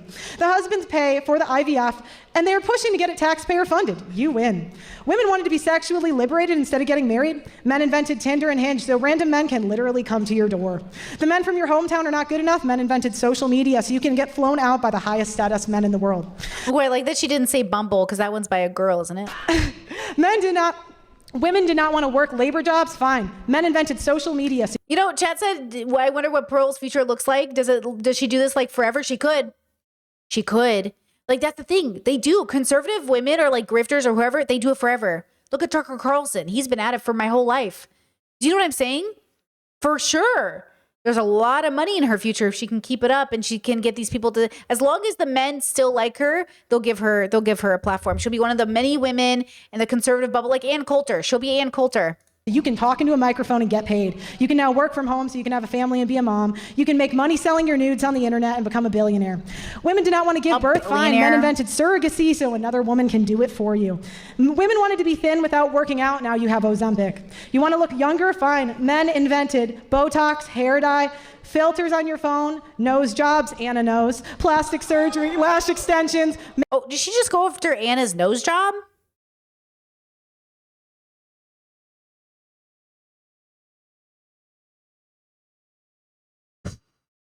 Jesus. Makeup and AI to make you look thinner. You should win. look into it. You can now wait till 40 And then Anna slaps back. You should get it. You should get plastic surgery too. to have a baby, freeze your face, work in an air-conditioned office, earn a living sitting on your ass, getting fat, True. Jess says actually the men don't have to like her. They just have to like what she says. Hey, true. spending money you don't have, marry someone to pay it off, divorce him, put him on alimony and child support, get a Roomba, abort your kid, have unprotected sex on camera, get paid for it, order any cooked food to your door, get a self-driving car, and then complain to men that they caused you to be lazy and fat. You are now empowered to have 10 abortions, bang 300 men, take a DEI position that pays $300K a year, Uber Eats a Plan B, study underwater basket weaving, and get sympathy when your degree pays no money. Feminists are spoiled, liberal, progressive women that have no idea how good they have it. You guys will never be happy until men are nothing but empty shells who are slaves to the system, fueled by feminists' selfishness, spending habits, and poor choices. Feminists don't care about equality because if they did, there would be equal rights for men. There would be equal men's shelters. There would be equal funding for men's cancer. There would be real equality. I checked 20 different feminist websites and have not found one that mentioned a single issue that asked for men to be equal. equal. It only asks for special treatment. Feminism has empowered women to destroy this country through the death of 1,000 cuts. Feminism is not about equality, it's about insidious domination. It has been a slow creep to where women are complaining about their non-existent oppression. Men have figured this out because they're highly adaptive and the math is not mathing. I am curious to know feminists' plan when men refuse to stop providing, protecting, and maintaining the civilization you enjoy corrupting. Feminists are God, she just keeps. Obviously, I'm not pausing it and commenting on any of these things because, like, it's not serious. You know, like, none of it is serious. All of it is a twist. It's not. It's just not even worth the commentary. But I'll say it's important to recognize and remember. And this is why you should vet your friends, vet who they're listening to, vet your loved ones. Say, I love you. Who are you listening to? Be involved in your kid's life. Make sure you know who they're listening to. You know, just ask questions, inquire, challenge your loved ones, and just maybe be open with boundaries. If you have to put a distance, you have to put a distance. But, you know, ask these questions. I'm dead serious. One of the first, I don't remember if it was the first, second, third, fourth. I don't remember which date it was, but my partner and I exchanged like, hey, who do you watch on YouTube? Like, who do you watch? And we talked about all of our favorite content creators. And though we have an overlap, we also watch a lot of people that the other doesn't watch. But the overlap we had was a lot of fun. We talked about the different bubbles we're in. Like, oh, who do you watch? You know, that stuff is so important. Now, imagine you're on a date with somebody who seriously watches Pearl Davis. Imagine you're on a date with somebody and they seem amazing, whatever their gender, and they literally are like, oh my God, I love Pearl. She's such a diva, and I watch her every day. Like, oh, I've even like given her super chats. I'd be like, you know, like, these are good questions to ask. They seem silly, but they're really important. You know, the media you consume is important. We're about to fuck around and find out. Feminists have won. You destroyed every single male group that used to be strictly for men, like Boy Scouts. You can falsely accuse men of rape, harassment, and endless lawsuits. Feminists have more political power, voting power, and spending power than any other group. Everybody caters to you. Corporations cater to you because women are the primary purchasers. Politicians because they need the vote. Men have to pay child support to a rapist. Men are not believed when they're abused. Men have to die at work and at war. Men have to pay What did she say? child support to a rapist because women are the primary purchasers. Politicians because they need the vote. Men have to pay child support to a rapist. Men have to pay child support to a rapist? Like, is he saying, like, she's saying, like, if you're in a heterosexual relationship and a man is raped, the woman's still going to get the child support because the woman gets custody? Probably not. If she's a rapist, you should try to get that. You should report her, right? But also, like, most rape victims never get justice in court, which is why we have to fight for justice in court for all rape victims of all genders. Men are not believed when they're abused. Men have to die at work and at war. Men have to pay child support for 18 to 21 years. Men have to register in selective service. Men are not given additional consideration for college admissions, jobs, opportunities, and scholarships. Children are not DNA tested at birth, leading to paternity fraud, which is not prosecuted at all. And men will more than likely deal with this in their lifetime. Wait, Chad says it's interesting dating somebody who doesn't get their political opinions from YouTubers at all, like completely out of the YouTube bubble in all ways. How do they do that if Trump is on YouTube? Like, how do they do that if, like, Charlie Kirk knows the president, right? Like, do you mean they don't watch YouTubers, but they know who YouTubers are? Because I have friends who don't watch YouTubers, but they watch people on YouTube, or they know who YouTubers are because they're in the news, but like they don't follow YouTubers. I don't even know if I identify as somebody who gets her news from YouTubers. I think I watch YouTubers who talk about the news. Does that make sense? I don't get my news from YouTubers. I get my news from the news, and then I go look up which YouTuber's talking about the news. Because I want to hear their opinions. Like, I want to hear, oh, hey, what do you think about this story that just happened? Does that make sense? Like, guys, you definitely don't want to get your news from YouTubers. You want to get your news from news, and then you want to go talk to you want to see what YouTubers are saying. Right? Like, you definitely, I hope nobody in my audience is getting only news from YouTubers who are just getting it from news sources and saying it back to you. Do you know what I mean? Men are the majority of the homeless. Men are the majority of the suicides. Women can hit men and men can't hit back. Feminism has empowered women to destroy men, and congratulations, 1.6 million men have committed suicide. What more do you want, Anna? All right. Okay, yeah, they don't watch YouTubers, talk or debate or whatever. Honestly, I would not say I watch this stuff for pleasure. I would say I watch it mostly to, like, see what's going on. Like, I really do love watching people talk about ideas in a real way. I have enjoyed some of the newer content where it's people talking, but mostly I just want to hear how people come to their ideas. So this kind of stuff, I definitely prefer to watch it with you guys. I think that's so much more fun. I would say that I maybe would watch this on my own if I was curious about like where were people at, but it's definitely not pleasure. Like it doesn't feel good. It just feels like it feels stressful. It feels like hitting a wall and just being like, okay, it's much easier to watch it, with a community, but it doesn't feel good, That is the debates. Let's give it a big hand for these two debaters. Thank you. All right, so if you're here in the room, you go, and also if you're watching online, of course, the many tens of thousands of you who are right now, you go to Okay, that many people. worddebate.com, and that's where you're going to cast your vote. And let's get these guys to shake hands here. Oh, wow. It's like going to show you like who wins by vote. Yeah, great job. Great job. All right, Sam. People are voting. Send it up to you guys. I'm going to afford it. All right, well, I think it's very interesting that she has to build a straw man because she can't deal with the real deal sitting in front of her. well, explain that.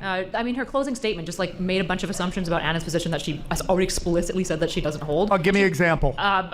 Most of it, how Anna just wants like men to not be benefited in any way, that like women just like want to see men like in like worse positions. Like Anna's been very open, like, yeah, I mean, if there is fraud, we should investigate that. We should try to like balance these things more. If men are not getting their due like process in court, we should try to fix these things. And you Right? said have to she erect a straw man. specifically said that too. Yeah, I think what she's Pearl talking has to about do- feminism in general. Well, she's talking to. Well, this is the interesting thing. Everyone wants to fight the feminists, and then when they have to actually deal with it, they need to make a straw man because they can't tear down the real one, as we saw, which is why it's such an utterly painful bloodbath. I disagree. Gavin McGinnis, thoughts? You see two women debating, and it comes down to childlessness. Childless women have no value.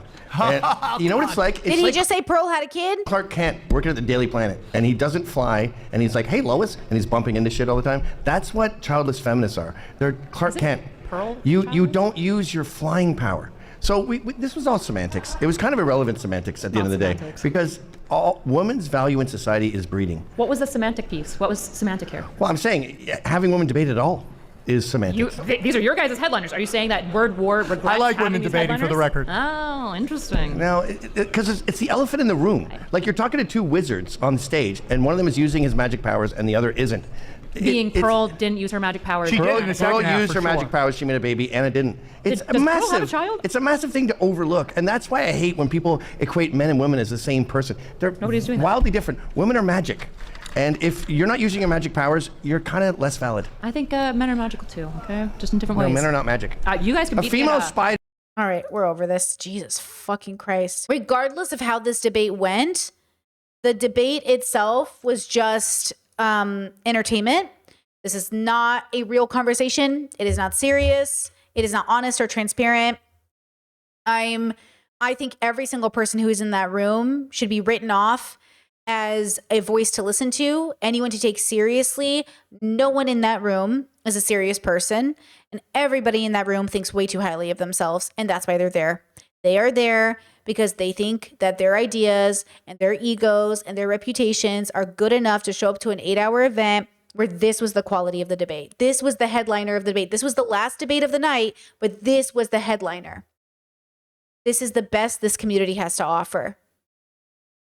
Nobody here is worth a second of your time. And the only reason you should ever watch it is for entertainment. And in that case, I was entertained mostly thanks to you guys. Truly. Thank you for being here and doing this with me.